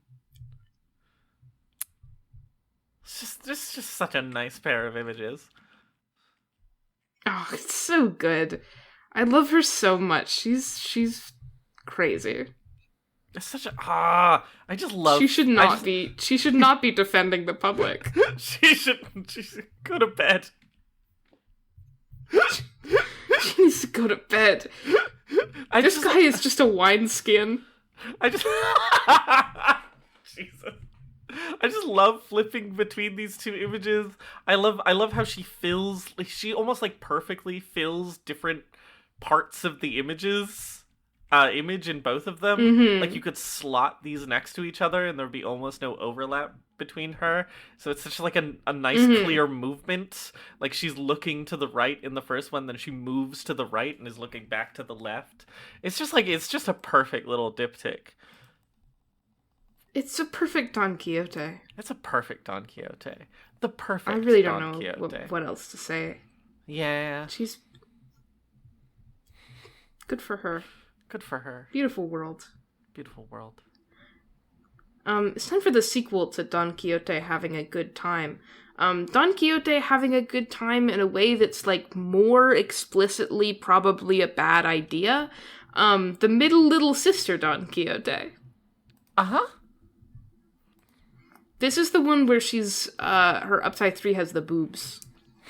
Yeah, this is the one where everyone's like, ooh. If you're not familiar, if you're not looking at the images with us, then you'll recall this one based on the fact that the upside 3 of this one has the boobs in it. Yeah, this is the one where everyone is like, wow, Limbus Company is horny now.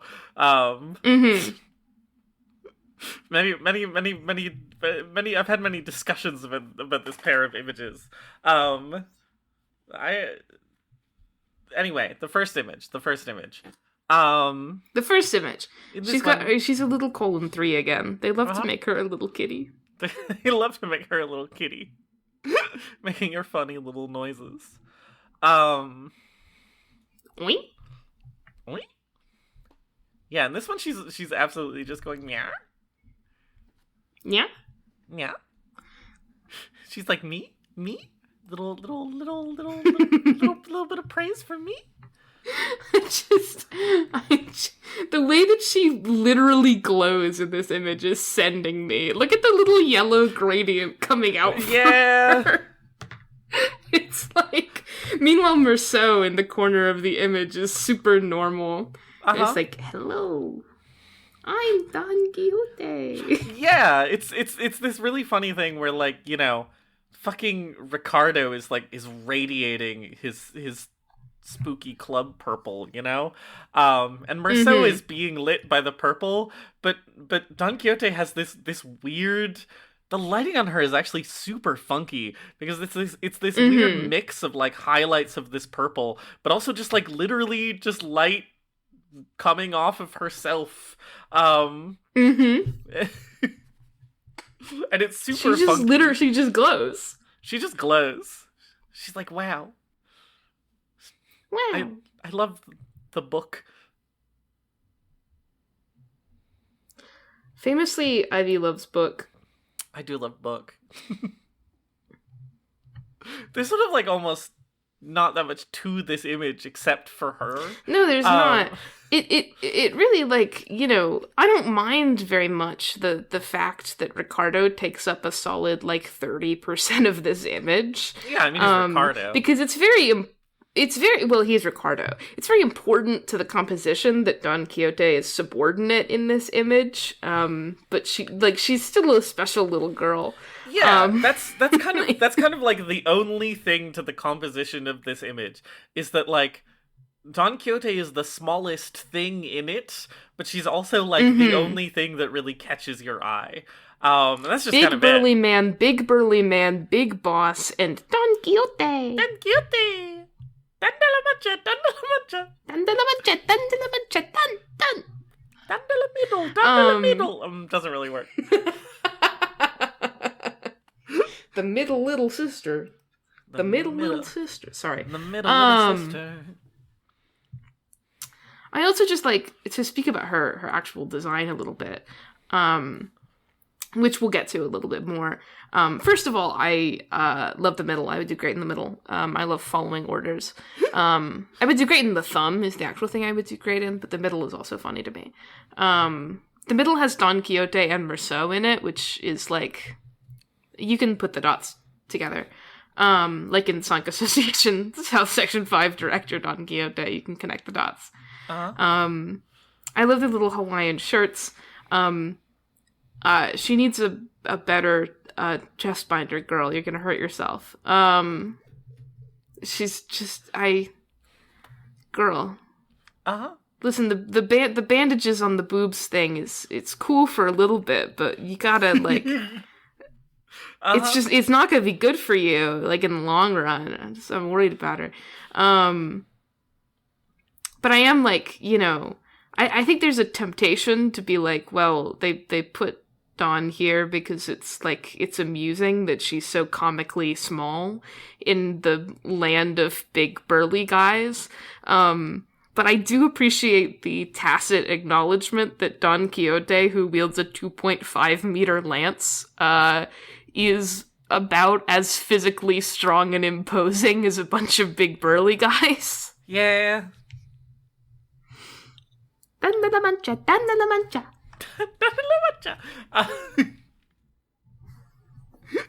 It's just, yeah. I also just think that her like bright yellow is such a nice bright yellow with the bright purple is so nice, and you really get that in yellow this and image. The purple, the contrasting more colors than in the second one. Like she just like she sticks out so nicely, but she also feels so at home. I love her fucking tattoos. The chest tattoos and like the neck tattoos and the face tattoos, they all look great. I love the aesthetic of the middle very, very much, and I think like the patterns that they've chosen for her here are great. I love the sort of like spiked collar ones, and then also the little like tiger stripes on the cheek. And the rib cage ones going around and under the boobs. Yeah. I love the like fishbone going across the stomach. It just like so nicely conforms to her design. It's really good. Great. She looks great. She just looks great. Reasons I appreciate the uptie 3, which I'm moving to now. Reasons I appreciate the uptie 3 is that you see more of her nice white pants. I was just looking. I just think that if I saw her at the club, the nice white pants really tie it all together. They really bring it together. Yeah, I mean, everybody in the city wears a suit, and so the fact that the middle is like in their little Hawaiian shirts is kind of like what? But then you realize that they're wearing white slacks, and it's like, oh yeah, okay. I see what you're doing. It's Casual Friday. This image does have some sort of like almost overly goofy details. The like blood splatters aren't really covering anything important, but they are super goofy. The book poking out of her pocket is super goofy. The book in her pocket is so funny.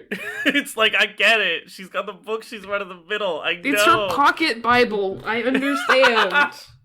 Fuck, it is her pocket Bible. I was at a theology lunch, which I go to every week because I'm a nerd. And somebody pulled out their actual pocket Bible, which they keep in a Bible case, which is sealed with a zipper. And I was like, holy shit. I think people from the middle have these. Like a little... little book of judgment case for their pocket book of judgment. It comes with a little zipper and it's monogrammed. Like, yeah. You gotta make sure that's waterproof, Yeah.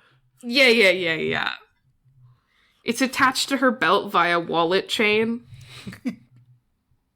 I do love this like big just chain hanging off of her belt.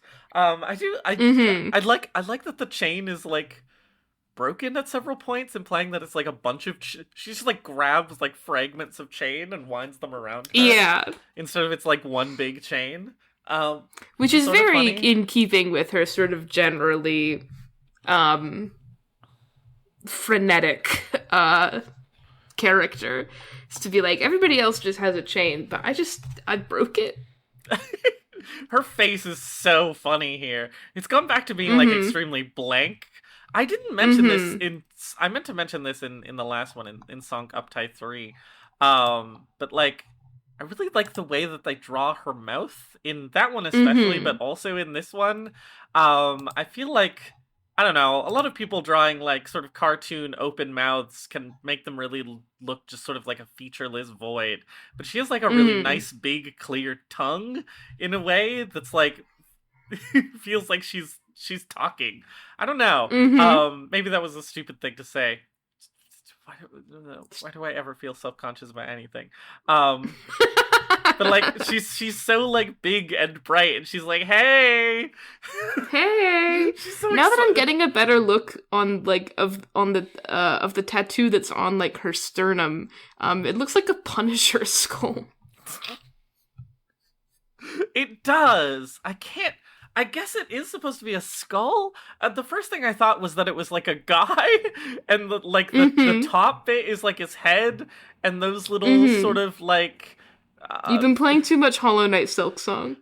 Those little like the S's that look like the cello holes are like his ears, and then he's got shoulder pieces, and that's what I think it is. I think on her shoulders she's got Aang from The Last Airbender, or on her chest she's got a tattoo of Aang from The Last Airbender. My only gripe with this image, which I do overall think is very good, we can talk about the discussion of it and like fan service. Like I can be objective about this, even though I just think Don Quixote is a very beautiful woman. But my I was gonna say that my one gripe with this image is that you can't see more of her arms. So really, what do I have to say for myself? I was kind of thinking the same thing, honestly.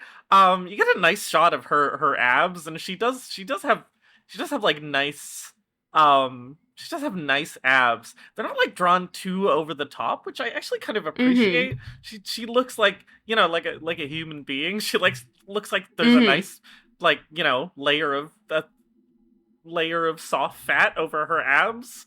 But she does look strong. I do wish that you could see her, like, you know, muscly middle arms, though. That would be very nice. That'd be nice for me. Anyway, it would be good for me. In this image, she has boobs, and like I think that's fine.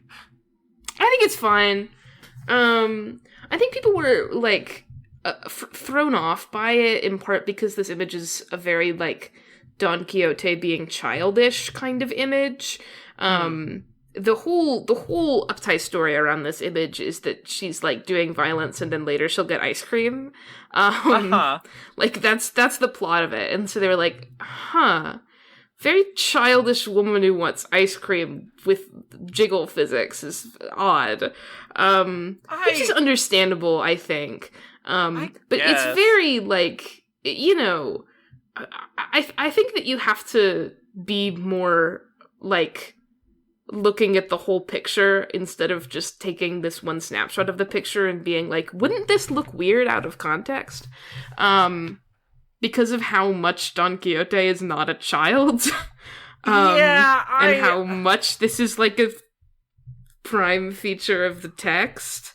You know, I have not seen people having this particular gripe.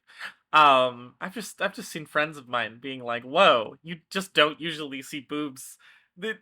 You know, you're sort of. I feel like we're seeing sort of more and more boobs in Limba's company.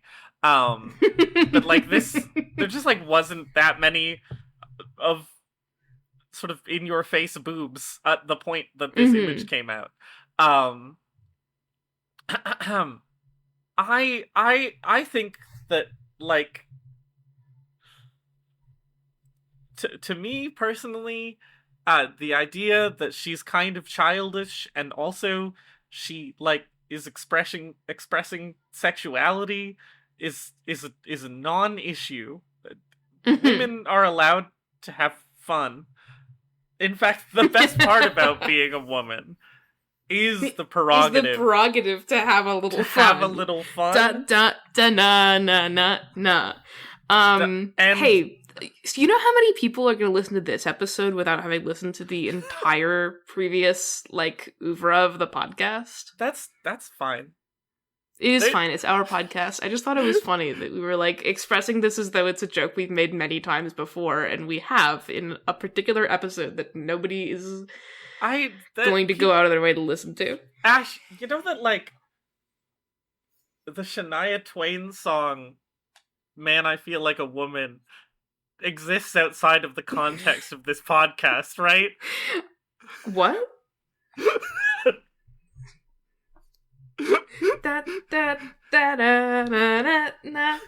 Let's go, girls. Let's go, girls. Anyway, also, the middle is already about sex appeal. Even though it's not, like, you know, you don't feel that way as much when you see a big burly guy in a tank top, maybe. Because a big burly guy in a tank top can be something which is divorced from sex appeal. It can just be a guy at the gym.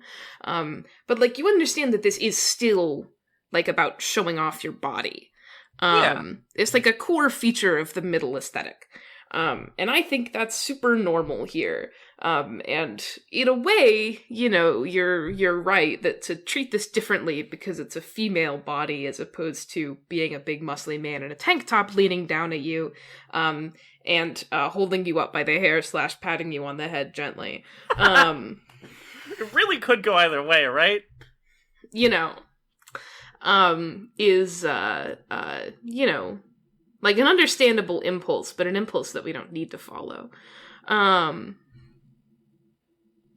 I also just think that it shows off her tattoos really well. Yeah, it does. It's an important part of her design, and you want to see them. Listen, the thing is that I just this whole podcast is just we say many things, and all of those things are just a front for what this podcast is really about, which is talking about how boobs are drawn in art. True. And these are nicely drawn boobs. They're very nicely drawn boobs. Like, they're positioned nicely. Let's go down the list. They're positioned nicely. They look relatively comfortable. Like, you talk about... I mean, it's very easy to make binder jokes about Don Quixote. Mm-hmm. But, like, in actuality... I'm full of binder jokes about Don Quixote. In actuality, like, her boobs don't look that compressed. They look like they're sitting pretty comfortably in this, like, you know, wraparound. No, it looks nice.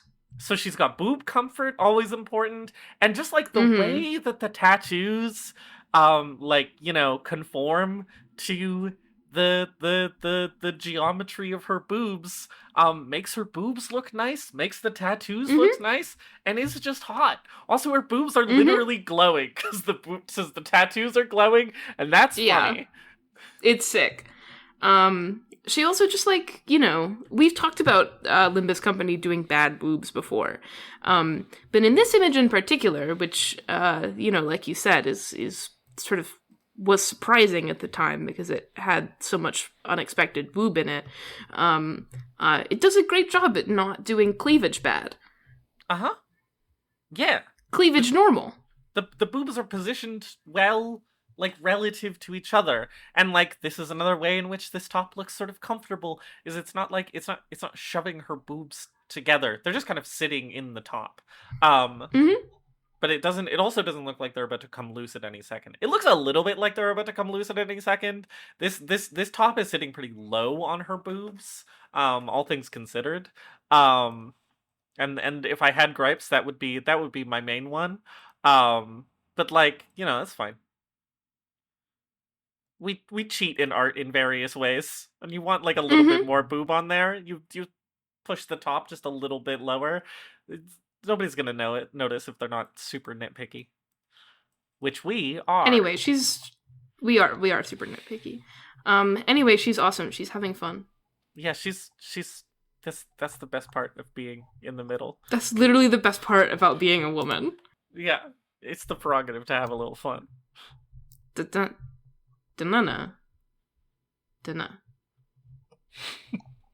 Great. Is it ego time? It's ego time. We already decided which ones we're gonna do in this episode and the next episode, so we can just do them. Wait, sorry. It was Red Sheet Electric Screaming for this one, right? Yes. Okay, I remember the overall set. I just forgot what you said. I feel like we should end on Electric Screaming. I was going to direct you, don't worry. I feel like we should end on Electric Screaming, even though it's chronologically earlier. Sure. We have a whole thing coming up. So don't touch that dial. Stay tuned. Don't touch that dial. It's Red Sheet Don Quixote, which may be my actual favorite Don Quixote ego. I have, like, not really looked at this image that much. When this one came out, along with 1,000-Footed Death Maggot Ishmael. I get that one wrong every time. I was like, these two are like crazy good. They have like a crazy good look to them. And I maintain that. This fucking looks awesome. She's in a different style than usual because she's got the little buns. This is from the most recent season, which is, all Chinese. She's got the little buns. The little talismans make a little fan that she's holding in front of her face. But, like, look at the composition of this image. The way that, like, you've got the ropes that cross around the, like, front of the image, and the guy, so that no one will cry, like, is coming at you. Like, its arms are coming towards the front of the image and actually, like, get to the front of the image, which is also plastered with talismans, like it's a real actual orb. This room has candles on every surface. Every surface is the floor and the ceiling and the walls. And then, like, you get this perfect glimpse of Don Quixote, like, beautiful composition with the talismans, like, wrapping around her, in this little, like, robe and then skirt, with wearing flats for some reason, with a big fucking axe. And it's like, yeah, man. First of all, I think, it might be the first proper, like, in a piece of art, because we haven't gotten a red sheet ego in this way. But this is such a nice representation of So No One Will Cry. You just get such a strong sense of, like, the dimensions of this wooden doll and how it fits together and where it's supposed to bend and where it's bending where it's not supposed to bend. The fucking... One of the problems is that just, like, Limbus Company has created its own internal visual language, and that visual language tells me that hair buns plus fan equals Shichun, which and this is not an image of Shichun, but it's really hard to not think of it as an image of Shichun, because it has the Shichun objects. Well, that's because of Don Quixote Shichun Yuri. So true. Thank you. This is their beautiful Yuri child. Speaking of Yuri children, though, I do love the relationship also between her and So That No One Will Cry. Like, I know I said it's this. like the doll is peering at her. I know I said this previously in a negative light in a previous episode, but this is Don't Talk to Me or My Son Ever Again, but like in a good way. Like, he feels Don't talk to me or my Shichun ever again. Don't talk to me or my Shichun ever again. And isn't that just what Kanto 8 is about? Kanto 8 is just about Don't talk to me or my Shichun Don't ever talk to again. me or my marshmallow ever again.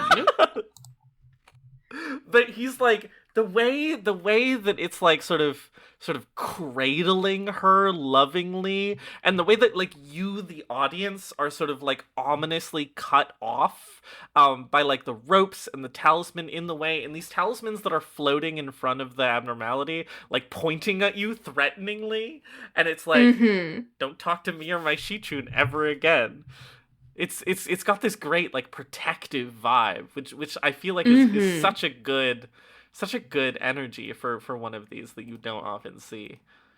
I mean, when we did Sinclair episode, we talked so much about how the red sheet, like, room is a really good, like, interesting location and object, and how much cool swag it has.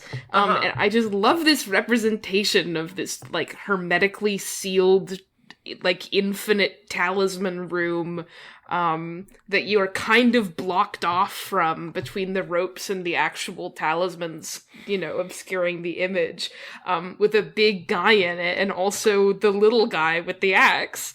It's like, it's just a really, really good image. Like, it's just, I don't know. Yeah, this is good ego art. You've totally sold me on it. It really does feel like they're in sort of like an awful, like, the movie Cube fucking, like, trap maze room.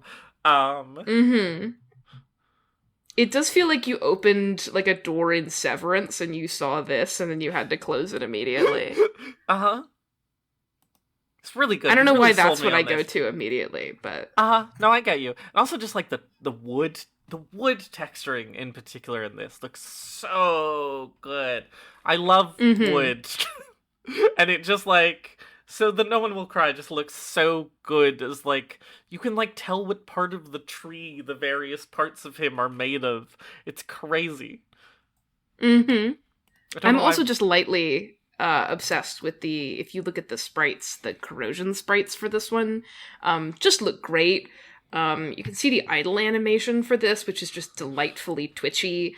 They look just like the So That No One Will Cry, like actual battle sprites in a way that I really like. And I'm just very fond of corrosion sprites in general that have the character's head on them on some kind of, long pole.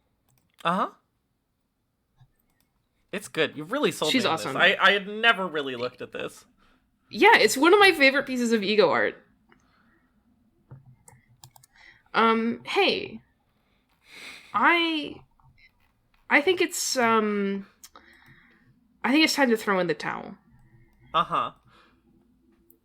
We need to finally put the "it is related to Void Dream" from Lobotomy Corporation for Dreaming Electric Sheep being an aberration of Void Dream to bed. Okay. We need to add it to the wiki page. What are your reasons? Here's my reason. It's got a blatant sheep and dream design theme, obvious design similarities. They got cloud-shaped bodies, a distinctively similar small purple head with curved white horns. They both exist in a game where Project Moon goes out of their way to make many new aberrations of Lobotomy Corporation abnormalities. There's about 20 and counting. And Void Dream is, like, related to Baku, and this Abno's subject matter appears to be about a different thing, but it doesn't take away from its likelihood as an aberration. Like, Dream-devouring Silk Current is an aberration of the Dreaming Current, for an example.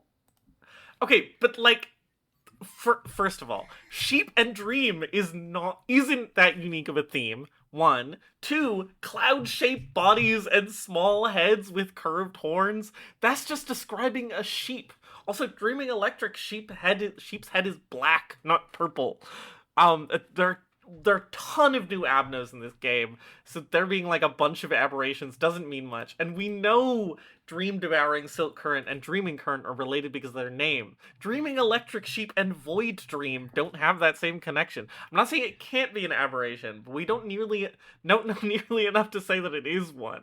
For example, Alley Watchdog and Drifting Fox, both canines with multiple objects stabbed to their back, yet unrelated to each other. Listen, I know what you're trying to say with the counter-arguments, but I'll add that by cloud-shaped bodies, I mean that literally. Dreaming Electric Sheep's body is basically an active thundercloud, while Void Dream's body is intentionally shaped like a puffy, dreamlike cloud to fit its theme and abilities. Okay, never mind. I can't stop myself from ripping into these counter-arguments anymore. No ill intent. My only aim is to get this off my chest. Sheep and Dream isn't that unique of a theme. They're literally abnormalities. The themes are conscious and intentional decisions on Project Moon's part. This part is just statistical logic, but there's like 70 new abnormalities, and about 30% of them are aberrations. I'm just trying to mention how common they are, on top of the obviousness of this one being an aberration. Okay, but I don't see how theirs abnormalities means their theme are conscious and intentional, and how there's a counterpoint to Sheeps and Dream being a very common combo. Being pedantic, Void Dream was designed by the Japanese translation team anyway. I can't keep this up much longer. It's not what I intended to say about these abnormalities. I'm just saying how the Dreaming Current was about the experimentation and drug usage to an abandoned child in the Lobotomy Corporation before injecting them with Cogito, while Dream-devouring Silk Current is at least seemingly unrelated to that and focused on blind obsession. Yet the Dream-devouring Silk Current is still very much an aberration despite the surface concept difference. Of course Alleyway Watchdog and Drifting Fox aren't related. We even both know they don't share a remote similarity in essence. It'd be one thing to say that a Cerberus-like wolf mishmash with a burnt human upper half stitched to it, controlled through lightning, telephone poles, and external force, could theoretically be related to a homeless fox that's grown sad and vengeful and is physically skewered by symbolizations of abandonment and hollow displays of helping it, compared to two sheep abnormalities with a common shared naming and characteristic about dreams, and shared visual trait and characteristic with clouds. I've also noticed how Void Dream typically sleeps, but it's a negative effect to wake it up, and Dreaming Electric Sheep is normally awake, and it's a negative effect to plug the cables into it, which forcefully puts it to sleep. Bringing this up might sound silly and inane, but these trait parallels are elements to a lot of aberrations. Uh-huh. So this is a comment thread that was... This is a comment thread from the original Limbus Company fandom wiki, which we discovered and became obsessed with, partially because of the dates on it. Like, the original commenter put this up on November 19th, 2023. It was immediately replied to on the same day, and then immediately replied back on the same day. And then 2 weeks later, OP came back to post their entire, like, never mind, I can't stop myself from ripping into this. The same guy came back the same day to reply to that again, and then the same guy came back to reply to me. Like, they like a 5-comment thread chain on December 2nd, and neither of them were over it. It's crazy. They really were going off about this, and I would like to be clear, we have to put this to bed and just put it on the wiki page. It's an aberration of Void Dream. Like, there's several points at which this guy is like, listen, I don't see that there's any similarities in name or in appearance between Dreaming Electric Sheep and Void Dream. It's like, Fucking, you're like, crazy. Listen, we might not put the extension. But like, I think we're gonna archive this on our Tumblr, so you can go look at it. But like, Napshare is not to blast this random internet user, but they are insanely wrong. Napshare is so, like, listen, there's nothing similar about sheeps and other sheeps. I'm like, what do you want, dude? Not that I don't think that, it's like... 2 sheeps! Listen, King Watinga is also, like, stretching off often. Like, by the like, end... can't figure out how to explain this in a way that's, like, you know, more extended than their 2 sheep.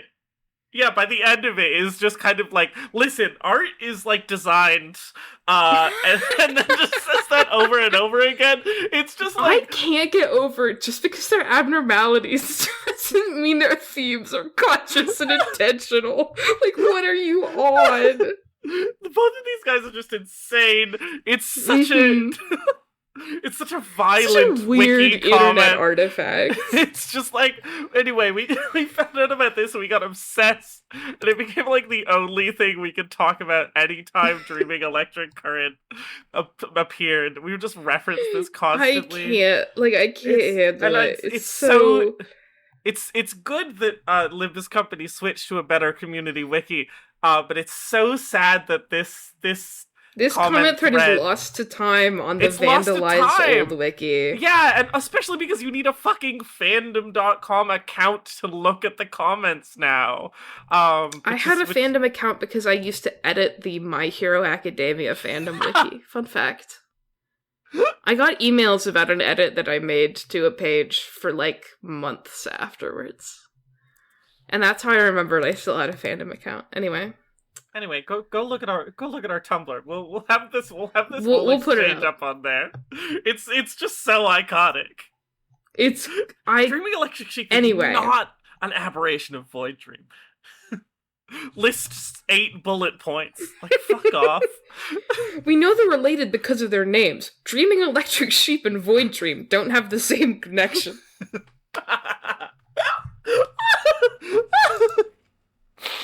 Anyway, Electric Screaming Don Quixote, she's pretty alright. She's pretty good. I do like her. I use her a lot, and so I'm very fond of her actual, like, animation and her big yell that she does when she does it. I also just like Dreaming Electric Sheep in general. It's such a cute, like, reference to several things. Obviously it's Do Androids Dream of Electric Sheep. It did kind of kill me to recite that comment thread and be like, Dreaming Electric Sheep is referring to, something else in mythology. And it's like, yeah, it's Do Androids Dream of Electric Sheep. Get her an education. But also from String Theocracy, what's the color of the electric sheep you see? It's purple. The color is purple. It's wild, which I also though. like because it's charge and envy is charge, and envy is purple, and Dreaming Electric Sheep is purple. It's nice. Uh-huh. It's weird, though, that they added a second cloud sheep to the game, and yet it's not an aberration of poetry. Sorry. It's so funny. They have to keep giving Don Quixote costumes that give her big claw arms and just a big staff, a big hammer, anything. I do love the big claw arms, especially because sheeps don't really have claws, and so the claws are just like horn tips, I guess. Yeah, she's also just metal. Sort of like she's in a big like kigu, basically. I love so many things about this outfit. I love her fucking bib. I love that it's pinstrip for some reason. I love her fucking ankle warmers. Like she's going to a rave. She's at a sleepover. I love her. I love that she has the ram horns, obviously. But also I love it because of Best Girl Lantern Lobotomy Ego Lantern Don Quixote, who also has the ram horns. And so it's just nice to, like, I don't know why this is a thing that is true of Don Quixote now, apparently, is that she gets little ram horns, but I'm pro. I don't know, it's just so charming. I love it whenever she gets to have this sort of rakish grin. Yeah. She's good. Yeah, it's a good one. Image. The composition is also nice. I like all the lightning bolts. Yeah, all the lightning bolts sort of pointing up to her big staff. Her weird sort of like confident pointing. I do love the sort of just sheep's head in the back just being like, hey. Hey. Cloud-like body with small curved horns and a small head does just describe a sheep. I mean... In this case, Napshare was not wrong. Top 10 times, Napshare was not wrong. Also, her idol sprite has her with her tongue sticking out, which is so cute. Uh-huh.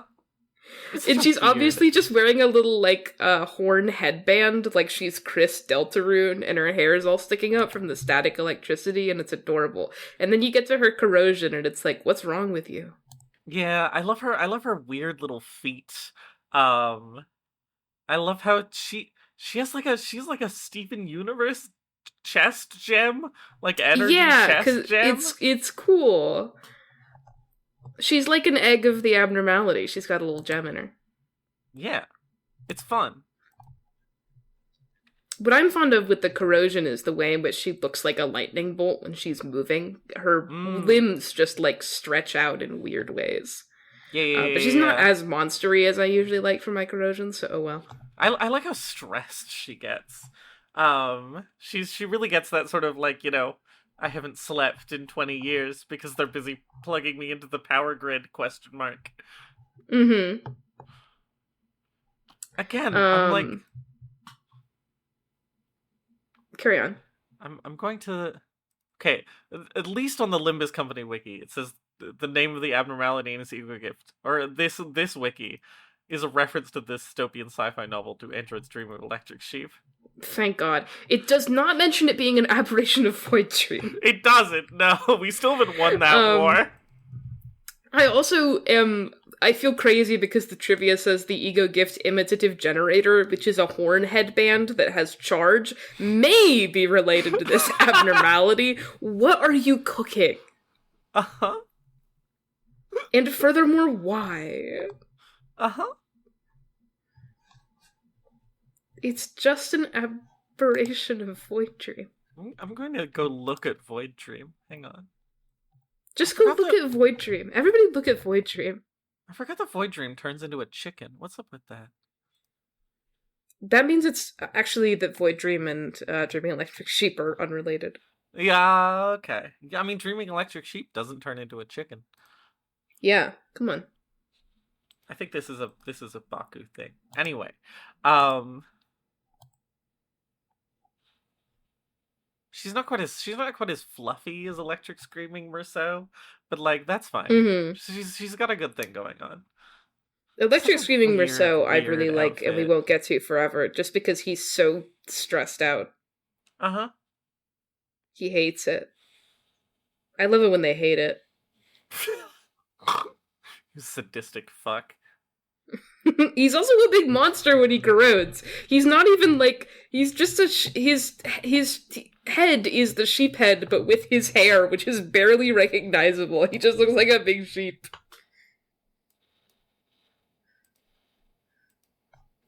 Anyway,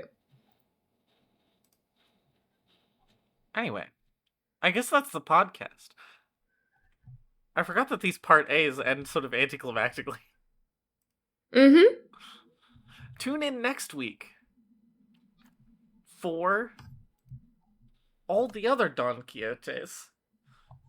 Tune in next week for such Don Quixotes as, Old Man. Old man, another old man, Mom, and Yuri. Mm-hmm. Tell your friends. Tell your friends. Tell your friends. 2 old men, a mother, and a Yuri. Alright, we'll see you next Maybe week. we'll even throw in a second Yuri as a treat. Oh.